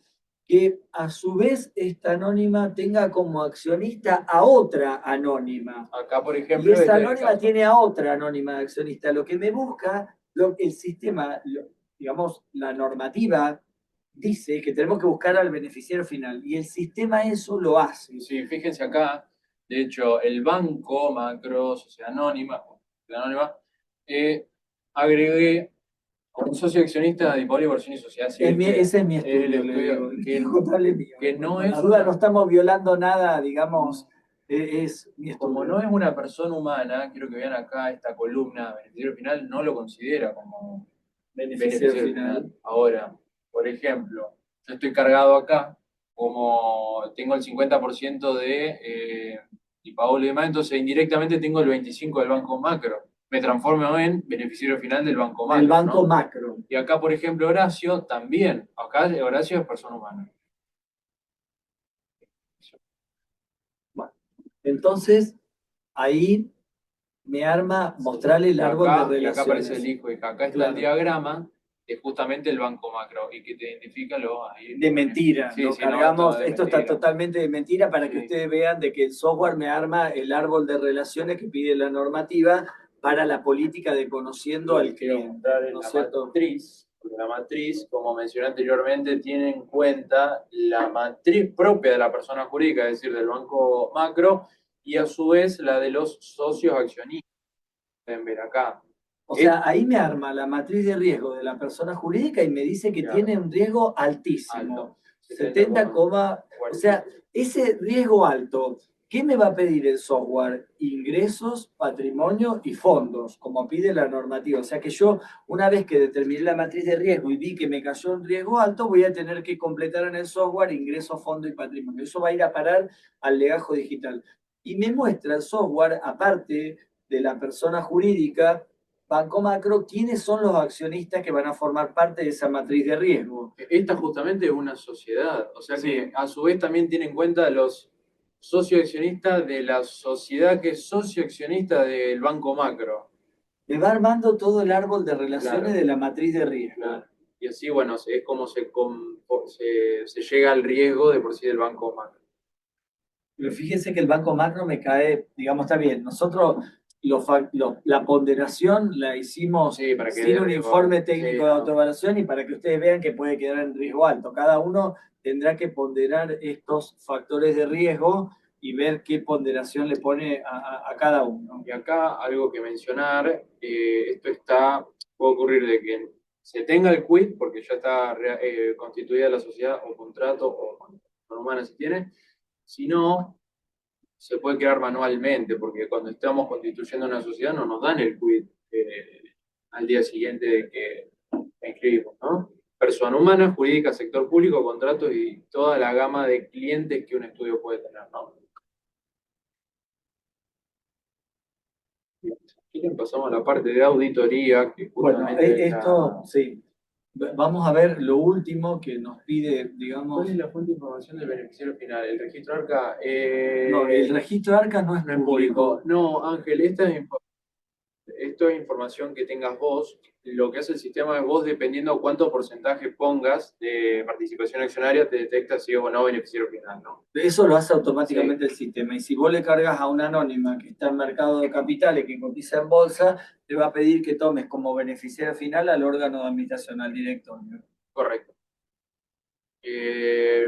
¿Terminemos? Terminemos. Sí, porque está preguntando, el sistema tiene previsto que si vos, un cliente, lo dejaste, que le pongas la fecha en la cual, digamos, se terminó la relación profesional con ese cliente. O sea que te va a dejar de analizarlo a ese cliente que ya no lo tenés más, digamos.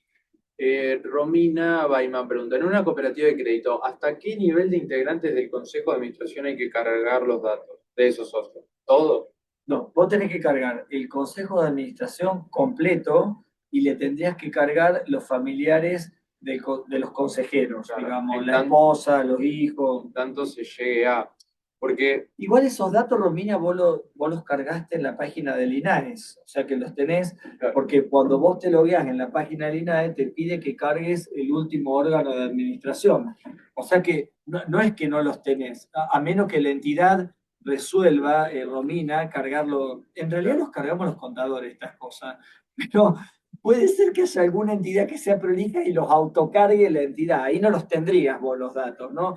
Pero si uno, por lo menos las mutuales y las cooperativas que tenemos de clientes en el estudio, le cargamos nosotros en la web del INAES todos estos datos. Entonces, por eso vos, Romina, decís que los tenés, porque evidentemente los cargaste en la página web del INAES estos datos. Bueno, acá los debieras cargar en la página, en la web esta de Conlaf, para poder tener el órgano de administración completo y analizarlo. está buena esta pregunta que hace Romina porque me da pie a aclarar algo del beneficiario final. Supongamos que tenemos una sociedad anónima o una SRL, ¿no? Si el capital accionario está completamente atomizado, es decir, nadie de los socios accionistas tiene el 10% o más, la calidad de beneficiario final recae sobre el órgano de administración quien tiene la administración. Lo mismo ocurre cuando una sociedad cotiza en bolsa, ¿sí? Ahí no es obligatorio identificar a los beneficiarios finales socioaccionistas, porque ahí es imposible. Además, de hecho, está la CNB de por medio, que también es sujeto obligado y lleva sus controles que tiene que llevar. En ese caso, recae el órgano de administración como beneficiario final. Bueno, entrando en torno a auditoría, nosotros decidimos trabajar con el portal IVA, tanto de compras como ventas de nuestro cliente. Una aclaración, esto no es una auditoría de estados contables. Acá yo no voy a efectuar los controles sobre un arqueo de caja, no voy a hacer las conciliaciones bancarias, no le voy a mandar circularizaciones de saldo a clientes y a proveedores. Eso suponemos de que el contador ya hizo la auditoría de estados contables y a ese balance que se le aplicó todos los procedimientos de la resolución 37 y la 53 para hacer la auditoría de estado contable, ahora le tenemos que hacer los controles de prevención de lavado de activos, de financiamiento de terrorismo y prevención de destrucción de armas masivas. Entonces, partimos de la base de que ya se hizo la auditoría de estados contables y nosotros llegamos a saldos contables. Están auditados esos saldos. Bueno, ¿cómo decidimos trabajar esto o desarrollar estos controles de justamente auditoría para el lavado de activos y demás? Es trabajar con los archivos que provienen del portal IVA Compras. En este caso, acá la idea es justamente, como Arca me permite exportar todo el listado de los proveedores, en este caso, en un CSV, ustedes agarran, lo toman así como sale de Arca y lo vuelcan acá. El archivo se importa y el sistema ya automáticamente está procesando los datos y haciendo los controles. La misma lógica con comprobantes venta, que acaban a recaer nuestros clientes, ¿no? Y también creímos pertinente incluir comprobantes recibidos, que este es el anualizado, si no me equivoco.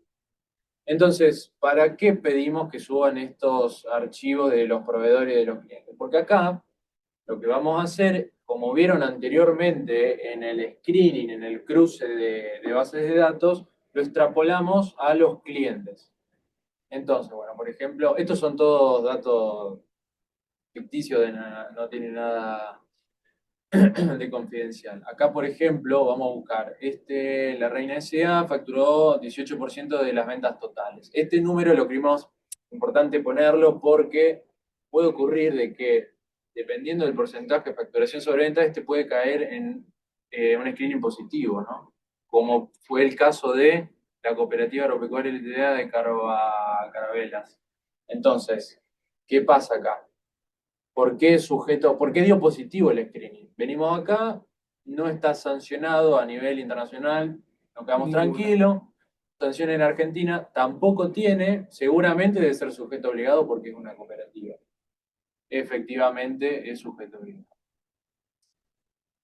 Fíjense que el software lo que hace es trabajar con el 100% de los proveedores y con el 100% de los clientes del sujeto que estamos auditando. Este es un tema, no es un tema menor, porque nosotros en el proceso de auditoría de estados contables podemos trabajar con una muestra de cliente y proveedor y cerciorarnos de los saldos a través de una muestra. Pero en una reunión que tuvimos con la UIF, nosotros le comentamos que teníamos previsto que el software trabaje con el 100% de los clientes y proveedores de los estados contables que nosotros estamos auditando, porque es muy difícil justificarle a la UIF que yo hice una muestra y que afuera de la muestra me quedó el proveedor Pablo Escobar Gaviria, que es un narcotraficante. Entonces, la UIF podría pensar que ex profeso lo dejé afuera de la muestra a ese. Entonces resolvimos trabajar con el 100% de la población, porque subiendo a, digamos, el software, los archivos de compras y ventas de la página de la FIP, eso nos garantiza de que es el 100% de la población del balance. Bueno, entonces, ¿qué vamos a hacer? Bueno, a los efectos de la prevención del lavado de activos y financiamiento del terrorismo, lo que vamos a hacer es chequear a los clientes y a los proveedores y ver si, digamos, en el marco del screening detectamos alguna operación que podría ser inusual. Acá, Fíjense, ejemplo, acá hay positivos. Acá es igualmente cuando el sistema por quit no puede identificar y hacer el cruce, lo que hace es tomar el nombre y cruzarlo con la base de datos que se tiene el nombre. Y acá es justamente cuando entra el falso positivo, porque puede ocurrir de que haya dos personas con el mismo nombre. Y Es normal. sí, es Puede normal. ocurrir. Bueno, pero fíjense que este es un chino, aparentemente es un supermercado chino, aparentemente, Sí. y que esta persona está en el Repsal. En el Repsal. Bueno, Y acá, no es nada del otro tipo mundo que los inspección, falta de supermercados registro de chinos, trabajador. Igual no es nada del otro mundo que los está supermercados muy chinos confiado. tienen el personal en negro. Entonces, ¿qué me lleva a mí a pensar? Pensemos lo siguiente, ¿no? Ahí voy a tener, digamos, una operación con alguien que está en el Repsal. Entonces, ¿qué razonamiento haría yo como auditor? Mi cliente que yo estoy auditando en este momento, ¿le habrá pagado en efectivo? Porque si le pagó en efectivo, esa plata la usa para pagarle el sueldo en negro a los empleados. Entonces, yo debiera, por lo menos de esta persona, documentarme que se le pagó con transferencia bancaria, con cheque o con algún medio de pago bancarizado. Y ahí resolví el problema del lavado de dinero y se lo trasladé al banco, el problema del lavado de dinero. Porque yo me documenté de que mi cliente le pagó a alguien que está en el Repsal con transferencia bancaria. Entonces, me guardo esas transferencias bancarias y digo, bueno, por lo menos se bancarizaron los pagos o los cobros de este sujeto que está en el Repsal. Entonces, me libera un poquitito, no 100%, pero me libera un poquitito la responsabilidad del lavado de dinero porque por lo menos está bancarizado y hay otro sujeto obligado, que es el banco, que debiera efectuar controles. Entonces, esa inusualidad yo la voy a dejar en el sistema documentada como que la controlé y quedó documentado de que se hizo comer. Ahora, si esta persona, vieron que en el screening me sale el porcentaje que operó. Si esta persona operó, vamos a imaginar que el 80% me da, digamos, en el screening. Vamos acá, ahí fíjense, bueno, ahí. El segundo más importante. Bueno, claro, ese tiene el 6,80. Pensemos que este sujeto que está en el Repsal me da el 80% de la facturación y que le pago todo en efectivo. Y yo, digamos, como auditor de estados contables, algo voy a tener que pensar. Justamente, porque tiene empleados en negro, está en el Repsal y le estoy pagando en efectivo, el cliente nuestro está colaborando con una maniobra,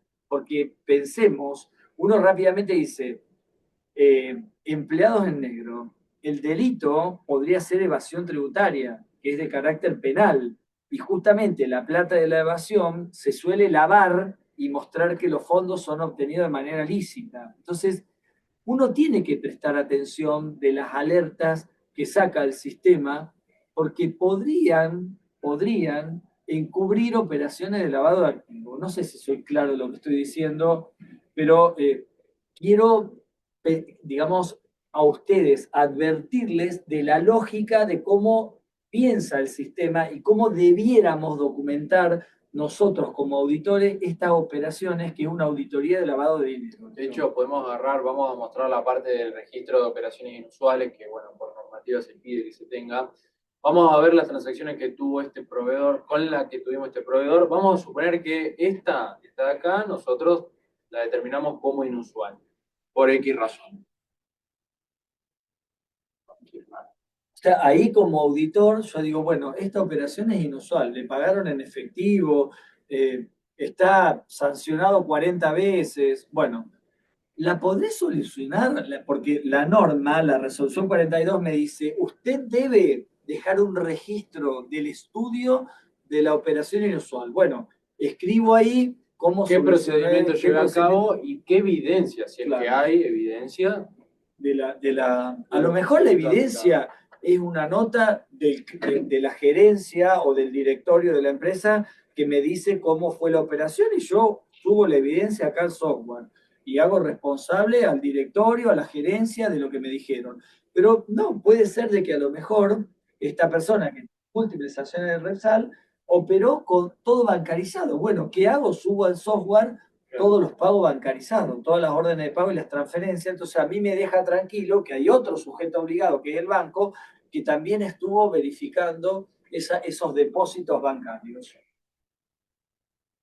Bueno, si la resolví la inusualidad, la archivo, Sí, y si no la resolví la inusualidad... Se archiva, bueno, y queda en el compendio justamente... La inusualidad no se borra, no. Queda grabado Acá en el legajo digital del cliente y queda guardada la inusualidad. De hecho, está el nombre, apellido del cliente, el monto operado y de quién es la factura. Claro. Nosotros debemos llevar un registro de las inusualidades. No hay ninguna forma de que la borremos a esta inusualidad. Le tenemos que mostrar a la UIF que la trabajamos a la inusualidad y que la resolvimos o no la resolvimos. Claro. Y después otro de los controles que hay, que es interesante y que yo anteriormente mencioné, que se sube este archivo, el de comprobantes, mis comprobantes recibidos. ¿Qué hace este control? Toma ese archivo y toma el de comprobantes compra todos los que se hayan importado y se compara. Se compara para ver justamente qué comprobantes efectivamente te toma. Yo acá puse números exorbitantemente enormes para que vean. Justamente esto está puesto a propósito porque puede ocurrir de que a nuestro cliente un X le facture cuando nuestro cliente nunca realizó la compra, ¿no? Que acá en Rosario hubo un caso muy famoso, el caso este del auto de alta gama que se vendió su BM de 5 veces. Resulta que los clientes nunca se habían acercado al concesionario a comprar el auto, ¿no? Y acá lo mismo, misma lógica. ¿Es una operación inusual, sí o no? Después, ¿qué más? ¿Qué otros controles? Acá también, dependiendo el árbol de acciones, es decir, los socios accionistas que se tengan, el sistema va a tomar el quit y los va a cruzar justamente con el quit en los que aparecen en comprobantes compra y venta, para determinar si es que hubo operaciones intercompañías, ¿no? Acá me parece que no hay, o sea, no hay operación intercompañía, o sea que acá claramente no apareció nada. Y también nosotros creímos pertinente mostrar todas las operaciones tanto de compra como de venta con operaciones con SAS, Sociedad por Acciones Simplificadas. Y también con fideicomisos. La normativa dice que las operaciones, lo dice claramente, que las operaciones con SAS hay que revisarlas. Correcto. ¿Vale? Revisaré algunas, si tienen 1 millón de operaciones con SAS, revisaré algunas, pero algo tengo que revisar. Completamente la suben por mes o anualmente. Romina, bueno, ya que estamos con esto, yo te muestro acá rápido. No. Se pueden subir mes por mes para que vos cuando llegues a la auditoría, digamos, ya tengas subidas las compras y las ventas. Pero bueno, si vos querés, en el marco de cómo te organizás el trabajo, subir los 12 meses juntos, también te deja el sistema. Bien, volviendo. Eso depende de cómo organiza cada contador su trabajo, ¿no es cierto? Sí. En el software está previsto subirlo mes por mes para facilitarle el trabajo a aquellos que lo quieren ir haciendo mensualmente. Si alguien lo quiere hacer anualmente, subirá los 12 archivos juntos al software. Igual ahí alguien pregunta otra cosa que no dice los fiduciantes. Para mí terminamos, en total tenemos tiempo todavía, no falta mucho. Y después respondemos todas las dudas que hay en en el chat. Acá también para terminar con auditoría, ¿qué se hace? Bueno, de todas las facturas, tanto de, bueno, los comprobantes compra y venta, se revisa justamente el quit que contienen esos comprobantes y a ver si en estas secciones que todo esto son sujetos obligados. En este caso, me parece que había en mercado de capitales e información, en venta. Mercado de capitales no era. Operaciones, vehículos de inversión colectiva y fiduciarios. Acá aparecerían justamente toda la información, en el hipotético caso que haya, acá se ve que no hay, operaciones con otros sujetos obligados, ¿no? Bien. Luego, por otro lado, nosotros decidimos también incluir el registro de operaciones sospechosas, en el hipotético caso de que haya. Acá también creo que por muestra tengo alguna reportada. No, esto lo que puedo hacer es determinar una operación inusual como sospechosa, porque recordemos que las operaciones pasan primero por inusual y luego sospechosa.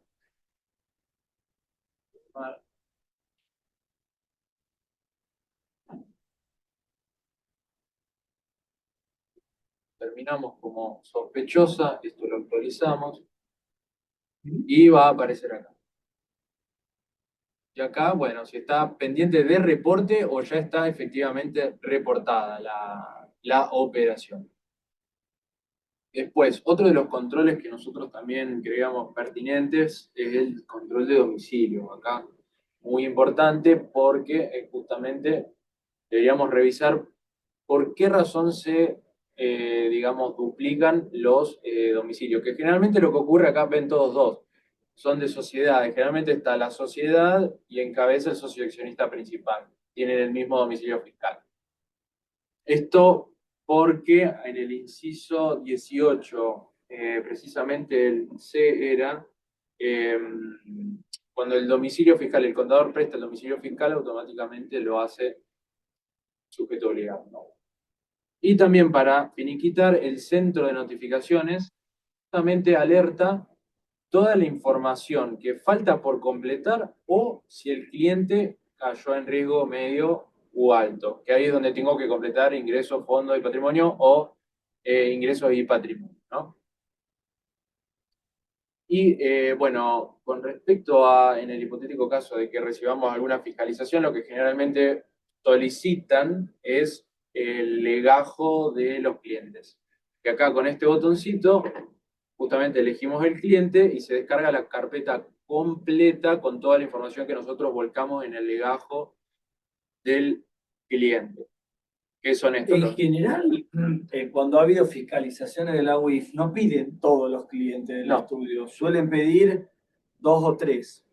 Por lo menos acá en Rosario ha pasado eso, acá en el estudio contable le piden el legajo digital de 2 o 3 clientes. Entonces, bueno, yo selecciono ahí, elijo los clientes que me pidieron y le emito el legajo digital. Y nosotros tenemos un tema que muchos no lo deben conocer, pero la delegación de la región centro de la UIF está en Rosario. La región centro abarca Córdoba, Santa Fe y Entre Ríos, y la delegación de la región centro está en la ciudad de Rosario. O sea que es muy común encontrarse en Rosario con los funcionarios de la UIF porque están acá. Uno puede encontrarse hasta en la calle con los funcionarios de la UIF. No es común en cualquier ciudad esto, ¿no es cierto? Nos tocó en Rosario tener la delegación de la región centro.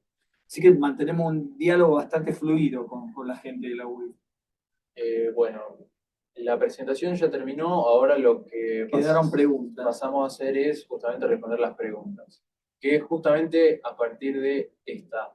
Luis Alfredo Auer pregunta, ¿no necesitamos tener el respaldo documental de todos los resultados de la consulta? Si lo realizás de manera manual, sí, Luis. Si WIF, digamos, suponete que vos usás el sistema, te fiscaliza o te inspecciona y vos le mostrás el sistema, ellos lo que van a pedir una auditoría del código, que claramente se la vamos a dar, y ellos van a revisar, esto nos lo dijeron en Buenos Aires, van a revisar el código para verificar que efectivamente se realice ese El sistema hace el proceso, digamos. Ángel Russo había consultado cuál es la fuente de información de beneficiario final. El registro ARCA no es público. No es público. No, Miguel Ángel, el registro de beneficiario final de ARCA es privado de ARCA. Y ustedes se preguntarán por qué, porque tenemos secreto fiscal. El bendito artículo de la 11683 que dice que el fisco tiene secreto fiscal no le deja compartir el registro de beneficiarios finales de ARCA. Después, Florencia Schmeigel preguntó, ¿el listado de clientes que se informa es el activo vigente a la fecha de presentación del informe o al 31 de 12 del 24, 31 de 12 del 25? Son los clientes activos, o sea que si alguno dejó de ser cliente del estudio porque, no sé, la relación profesional se perdió, no tengo más esa relación profesional, yo tengo que cargar en el sistema la baja como cliente y no me lo va a tomar como cliente. De hecho, en el... Sale ahí donde Sí, se carga de hecho la fecha está... de baja de cliente. Sí, es verdad, en el añadir cliente debería No, borrar uno. pero no, agarrá uno cualquiera. Ah, tenés razón, también en editar. Para poner en editar. Esto está Ahora le vamos a mostrar que deja poner opción adicional acá, ahí, fecha de inicio de relación. fecha de inicio y fecha de fin. fin de relación. Claro. Entonces, si yo le cargo la fecha de fin de relación, no lo voy a tener activo al 31 de diciembre Además, del 24. Es importante porque en la normativa se hace mención y una distinción entre los clientes habituales y ocasionales. Romina preguntó, ¿en una cooperativa de crédito hasta qué nivel de integrante? Ah, esto ya lo habíamos visto. En el caso de estudios donde varios contadores firman individualmente, eso se puede consultar, ahora voy a compartir el mail y demás, eso no es problema. Pero igual, de todos modos, digamos, no van a poder compartir. Esto es como la página de la FIP que uno entra con quit y contraseña, Claro. ¿me entienden? Esto está pensado con la misma lógica que la página de la FIP. Ada Karen Showit pregunta, ¿los fiduciantes son sujetos obligados por no, los fiduciarios. El fiduciario es el sujeto obligado. Hay que ver qué fideicomiso es primero, si es financiero o, digamos, ordinario no financiero.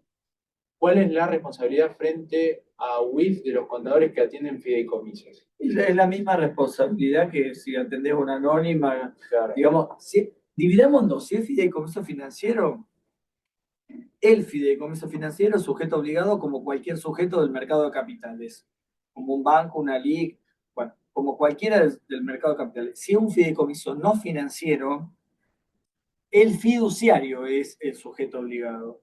Y ahí habría que ver la organización del fiduciario. Si es una persona humana, entiendo que no le vas a hacer balance. Si es una persona jurídica, es altamente probable que alguien emita el dictamen de auditoría de estados contables de esa persona jurídica y ahí, bueno, el contador va a quedar como sujeto obligado por emitir el dictamen de auditoría de estados contables de un fiduciario que es sujeto obligado. Romina, bueno, las compras y ventas suben por medio anualmente a criterio suyo. David Vanegas. Entonces, si mi cliente supera el umbral de ingresos ordinarios, por favor, en su balance 2025, o sea, de agosto 24 a julio 25, ¿qué sería el primer ejercicio iniciado? Desde el 001, o sea, 1 de enero 24, yo cuando debo inscribirme a WIP como sujeto obligado.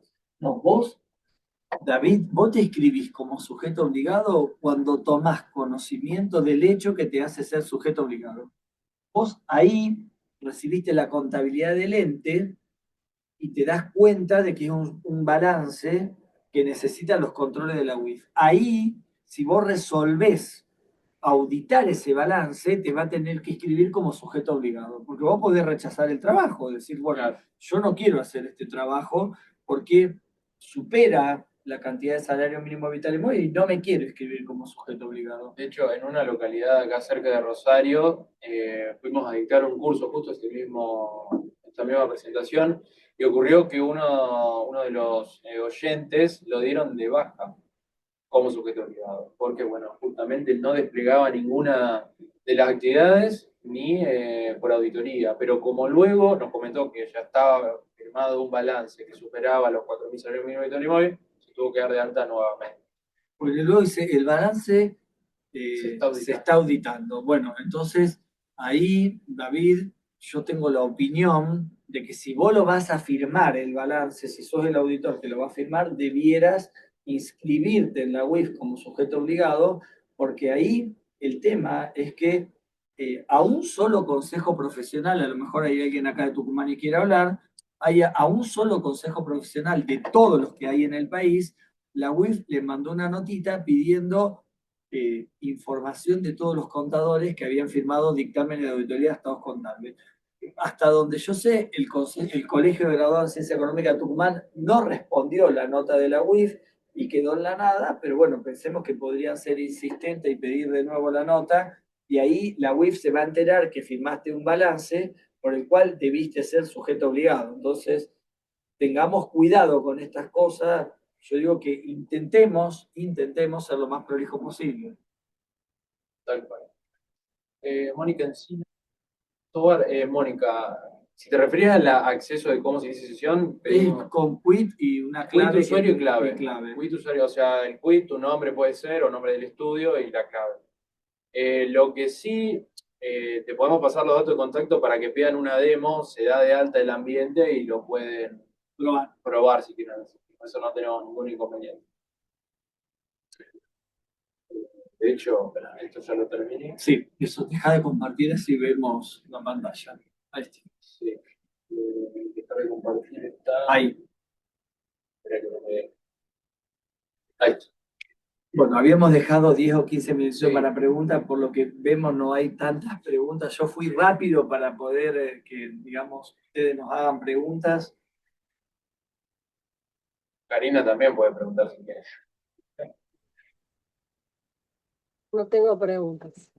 No, qué suerte, Qué bien, Karina. pero- Bueno, qué suerte. No tengo preguntas. No, en su momento habíamos hablado, sí, cuando yo vi la demo, creo que con Fabricio, de que en algún lugar quede una marquita en los listados que trae donde te hace el screening, que de alguna forma se ponga o sea, te quede en el estado de qué fecha es, ¿viste? Porque a veces, ¿qué te pasa? Claro, sí. Vos me estás mirando el listado de, no sé, Gafi, pero de hace 3 meses, porque fue el último que hay. Entonces, quizás en 2 meses ese listado se actualizó, vos tu screen lo hiciste con un listado de hace 4 meses, y hubo una variación de una persona que, ¿te entiende? Entonces, me parecería como tener un histórico de eso en el sistema estaría bueno. Esa fue mi única. No, eso se puede agregar, no hay ninguna duda. Lo que dice Miguel es que es verdad que hay un montón que han hecho las dos federaciones, la de consejo y la de graduado, y no han sido, digamos, esas aclaraciones nunca fueron respondidas. Digamos, lamentablemente, Miguel, nosotros sí conocemos la opinión de las autoridades del organismo, porque como yo soy docente en la Universidad Austral, bueno, y Francisco es graduado en la Universidad Austral, y en su momento en el organismo todos los funcionarios eran de la Universidad Austral, tuvimos la posibilidad de acceder a reuniones con miembros del organismo y eso hizo que, digamos, conociéramos las opiniones que tienen ellos. Las opiniones, obviamente, que son verbales, porque no las dejan por escrito en ningún lado, y sería bueno que eso que por ahí cuentan ellos lo escriban en una norma, porque hay varias cosas que no están del todo claras con las actividades específicas. Uno de los temas que no está claro y que yo soy extremadamente crítico es que si yo soy síndico de una quiebra donde estoy manejando los fondos de una quiebra, yo tenga que hacer todo esto cuando recibo situaciones que las llevó adelante un tercero, el fallido hizo las macanas que habrá hecho para estar en quiebra, ¿no es cierto? Entonces, no sé por qué tengo que efectuar un montón de controles sobre algo que pasó, vaya a saber hace cuándo en el periodo de sospecha, y bueno, eso lo deberían aclarar, ¿no es cierto? Yo no tengo ninguna duda. Y no es lo mismo la quiebra de Vicentín que la quiebra de la empleada doméstica, ¿me entienden? O sea, tal vez en la quiebra de Vicentín el síndico tiene una responsabilidad adicional por el tipo de tamaño de la quiebra que es, pero en la quiebra de la empleada doméstica que vendió, digamos, o que hizo operaciones muy chiquititas, no tiene mucho sentido que el contador como síndico haga todas estas tareas. Pero bueno, ¿qué va a ser? Es un tema complejo. Javier Parga pregunta, quisiera poner el sistema con quién. Acá creo que se está compartiendo pantalla, ¿me lo pueden confirmar? Sí, se está compartiendo. La charla quedará en la reunión de YouTube. Excelente. Sí, la charla queda grabada. Carlos entiendo. Antonio Sí, Arias. ahí les estoy diciendo que la charla queda grabada en el canal. Ahora les vamos a pasar las redes sociales para que si se entran en YouTube, van al canal y ponen la notificación. Apenas esté subida la charla, les va a avisar. ¿Hay alguien que pone prescripción UIF? Yo no sé a Carlos qué se Antonio refiere Arias, esa no. pregunta. No sé qué es lo que están preguntando. Sí. ¿La norma alcanza a hablarse por periodo anterior al año 2024, aunque se firme el informe auditoría ahora en adelante? Sí, De hecho, hay que tener en cuenta la las fecha. fechas de firma del informe. Correcto. Lo que pregunta Florencia es así. Si yo firmo un informe de auditoría ahora de un balance que cerró el 31 de diciembre del 23, voy a quedar incluido siempre y cuando supere los umbrales, ¿no es cierto? Estamos hablando de superar los umbrales. Sumé a Ada. Ahí me sumé a ADA, no sabemos qué es. Sí, no. No sé. Que igualmente, a ver, cualquier cosa que tengan. ¿Qué es ADA? A ver, No sé, Sí, dice, no. me sumé a si ADA. podemos abrir el micrófono y explicarlo, por ahí es más fácil. Sí. No sé qué es ADA. La verdad, realmente no. Me sumé. Me sumé a otra participante. Pregunto, ¿se ve en el chat las redes de Sí, CP? Sí. Porque no sé por qué lanzó un mensaje que no. Bueno, No, pero si sí quieren se les ve. copiamos en el chat, no sé si lo podemos poner, o si no, Francisco, si querés copiarlas de tu, de tu compu, Ándale, las querés copie. pegar en el chat, por ahí es más fácil para que la gente copie y pegue después y se las Es guarde. verdad, tenés razón. Vamos a poner así. Y ahora voy a copiar el email también. Bueno, creo que la charla ha sido, la verdad, ha sido súper práctica, me parece muy pragmática. Miguel, compañeros de comisión, eh, bueno, seguramente hay puntos negros o puntos oscuros que tiene que aclarar la UIF. Nosotros haremos también una presentación solicitando al menor tiempo posible que se habilite el tema de la plataforma TAD, porque Hoy realmente no está. nos parecería injusto que tengamos que terminar haciéndolo sobre el final y que después, en general, siempre aparecen los problemas, ¿no? Siempre cuando se habilitan sobre el momento aparecen todas las dificultades y me parece que sería injusto para nosotros. Y respecto al tema de lo importante es, bueno, el software ustedes pueden probarlo, nosotros la verdad es que no solemos traer muchas herramientas para mostrar, pero nos pareció esta que es muy interesante y que ayuda al profesional a cumplir con la tarea, y me parece que eso es muy importante. Y bueno, si son socios de CEPET tienen un 10% de acuerdo al plan, los planes, después ellos seguramente cuando se contacten, hay distintos planes en función del tamaño del estudio. Y bueno, y asóciense porque la verdad es que está bueno, las cuotas de CEPET son muy bajitas, menos de lo que cuesta un café con leche, así que la verdad es que contribuyen para poder seguir haciendo este tipo de actividades a todos los que trabajamos gratuitamente para la comunidad. Así que bueno, he Karina, sé de qué pasado se el trata. aviso parroquial. No, yo sé de qué se trata porque yo fui vicepresidente, 2 mandatos vicepresidente del Consejo de Ciencia Económica, un mandato secretario, ahora soy síndico. Ahora, en este momento estamos en una de las salas de streaming del Consejo Profesional de Ciencia Económica de la provincia de Santa Fe, en este momento. Así que sé de qué se trata de trabajar gratis para la profesión. En este momento soy síndico de la Federación Argentina Graduada en Ciencia Económica también, así que Bueno, yo ya te dije, Horacio, no te perdés nada. un montón de cargos ad honorem por la profesión. Realmente yo siento, como vos, Karina, que tenemos que trabajar para que los contadores puedan en algún momento descansar, porque para mí tenemos una carga de trabajo terrible y bueno, esta herramienta que le estamos proponiendo usar, creo que nos ayuda a hacer el trabajo y descansar de que lo hacemos como pide la normativa y no tal vez intentar hacerlo manual y por hacerlo manual incumplimos con la normativa, ¿no es cierto? Yo siempre doy el ejemplo de que los sueldos todos estamos acostumbrados a liquidarlo con un software, no hay nadie que haga sueldos a mano. Entonces, bueno, esto lamentablemente nos va a tocar también utilizar un software para este tema del lavado de dinero, lamentablemente. Pero voy a sumar un tema que no es menor y que lo sufrimos mucho los estudios chicos que hacemos auditoría externa, que es que parecería que todo es tarifa plana.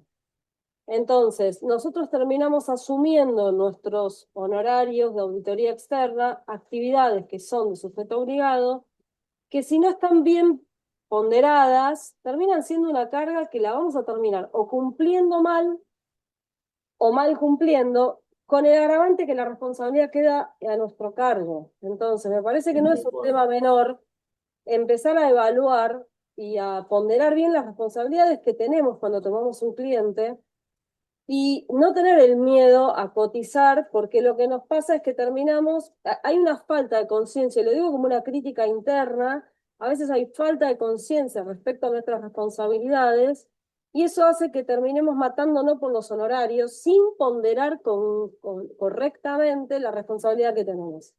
Y la verdad que el único beneficioso es el cliente, o sea, nadie dice de cobrar lo que no corresponde, pero sí cobrar aquello del trabajo que tenemos que hacer. Que nosotros seamos los sujetos obligados no quita la responsabilidad que tenemos y no quita que finalmente el cliente a nosotros o a otro profesional se la tenga que pagar. Entonces me parece que es un desafío interesante que la Cámara se lo va a proponer para el 2026, trabajar sobre el tema de honorarios a nivel nacional y tratar de hacer discusiones que ayuden a nivel nacional sobre estos temas que parece que son, siempre se van pasando por alto porque siempre corremos, pero me parece que son importantes. Eso es un tema que Yo estoy totalmente de acuerdo. Yo quería realmente mencionar. es un tema complejo. Nuestra provincia es sumamente compleja. Si hay profesionales acá de Santa Fe, tenemos dos tablas de honorarios, una para las grandes ciudades y una para el interior. Nunca estuve de acuerdo con eso, pero bueno, es un tema para hablar largo y tendido, el tema de honorario. Yo, Karina, estoy totalmente de acuerdo con eso. Totalmente. Porque no es lo mismo el rey, ¿viste? Porque el rey es como que el sujeto obligado está obligado a tenerlo, entonces tiene que pagar, no tiene opción. En el cambio, en el caso del auditor externo que termina siendo sujeto obligado, es como que, bueno, es un problema tuyo. No, Y el me rey, parece yo, Karina, te digo que tiene una responsabilidad, vamos a usar la enorme, palabra titánica, la enorme, responsabilidad que enorme, tiene, enorme. porque tiene que emitir un dictamen sobre si efectuó las tareas correctamente, adecuada, inadecuada, adecuada con posibilidad de reforma. Es terrible lo que tiene que hacer el rey. Sí, Y la sí, sí, verdad, pero es un lo que quiero trabajo que decir no es se que puede regalar.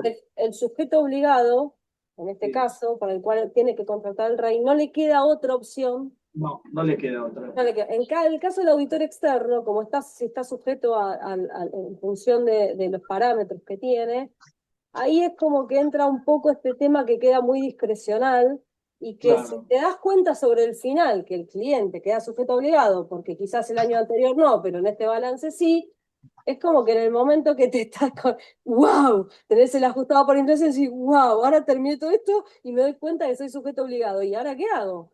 Y no vamos a llamar al Chapulín Colorado, digamos. No, no podemos, no podemos. Lamentablemente no podemos. No, no, Así tal cual. que no lo, Una, no lo digo porque, al revés, lo digo porque nos ha pasado y bueno, y uno aprende también de los errores y bueno, claro. hay que aprender de los errores y bueno, y decir, bueno, esto no me puede volver a pasar, me pasó una vez, dos No, veces, no. tal cual. Karina y Horacio, yo soy Nilce de Neuquén. Estoy en la Comisión de Compliance del Consejo de Ciencias Económicas también. He participado en algunas de Federación. Y también mañana justo tenemos reunión de la comisión. Con respecto al tema este que decís de honorario, hicimos un relevamiento de todo el país, de los consejos profesionales que encontramos y que nos mandaron información, para ver este tema relevante, porque es mucho el trabajo, como están diciendo ustedes, y tenemos que fijar también una línea, porque el cliente se cree que porque es cliente nuestro tenemos que hacerle todo el trabajo por la misma tarifa, y eso es terrible. Así que comparto todas las opiniones. Pero es Gracias. una responsabilidad nuestra, ¿eh? De nuestra comunidad. Nos tenemos que hacer cargo que nosotros hemos Sí, construido esto y que el resultado no es más ni menos que el camino que recorrimos y asumimos. Si todos empezamos a ser conscientes que no podemos seguir así, lo vamos a poder cambiar. Si no, Tal cual. Tal cual, sálvese tal quien cual, pueda. Sí, sí, sí, tal sí. cual. Es así. Así que bueno. Bueno, muchas gracias por la invitación. Muchas gracias al chat, que les Y encantó muchas la gracias al charla, chat, la verdad, a todos los a que, todos los oyentes. a todos los oyentes. La verdad, poca teoría, dimos mucha práctica. Ujú. Ayer fue al revés, ayer dimos un curso de mucha teoría y un poquitito de práctica, pero bueno, ¿qué va a ser? Bueno, Tucumán muchas también. gracias a todos por participar. Gracias, Horacio, de verdad, de corazón, porque realmente estuvo a pleno para hacer una charla muy sobre la fecha. Estamos en un diciembre ya que Bueno, estamos casi a fin de año, cuando demos vuelta ya estamos, y sin embargo se hizo un espacio con Francisco para dar la charla. Así que muchas gracias y gracias a todos, que tengan unas lindas fiestas y bueno, nos vemos Gracias. pronto. gracias. Bueno, gracias. Chao, hasta luego.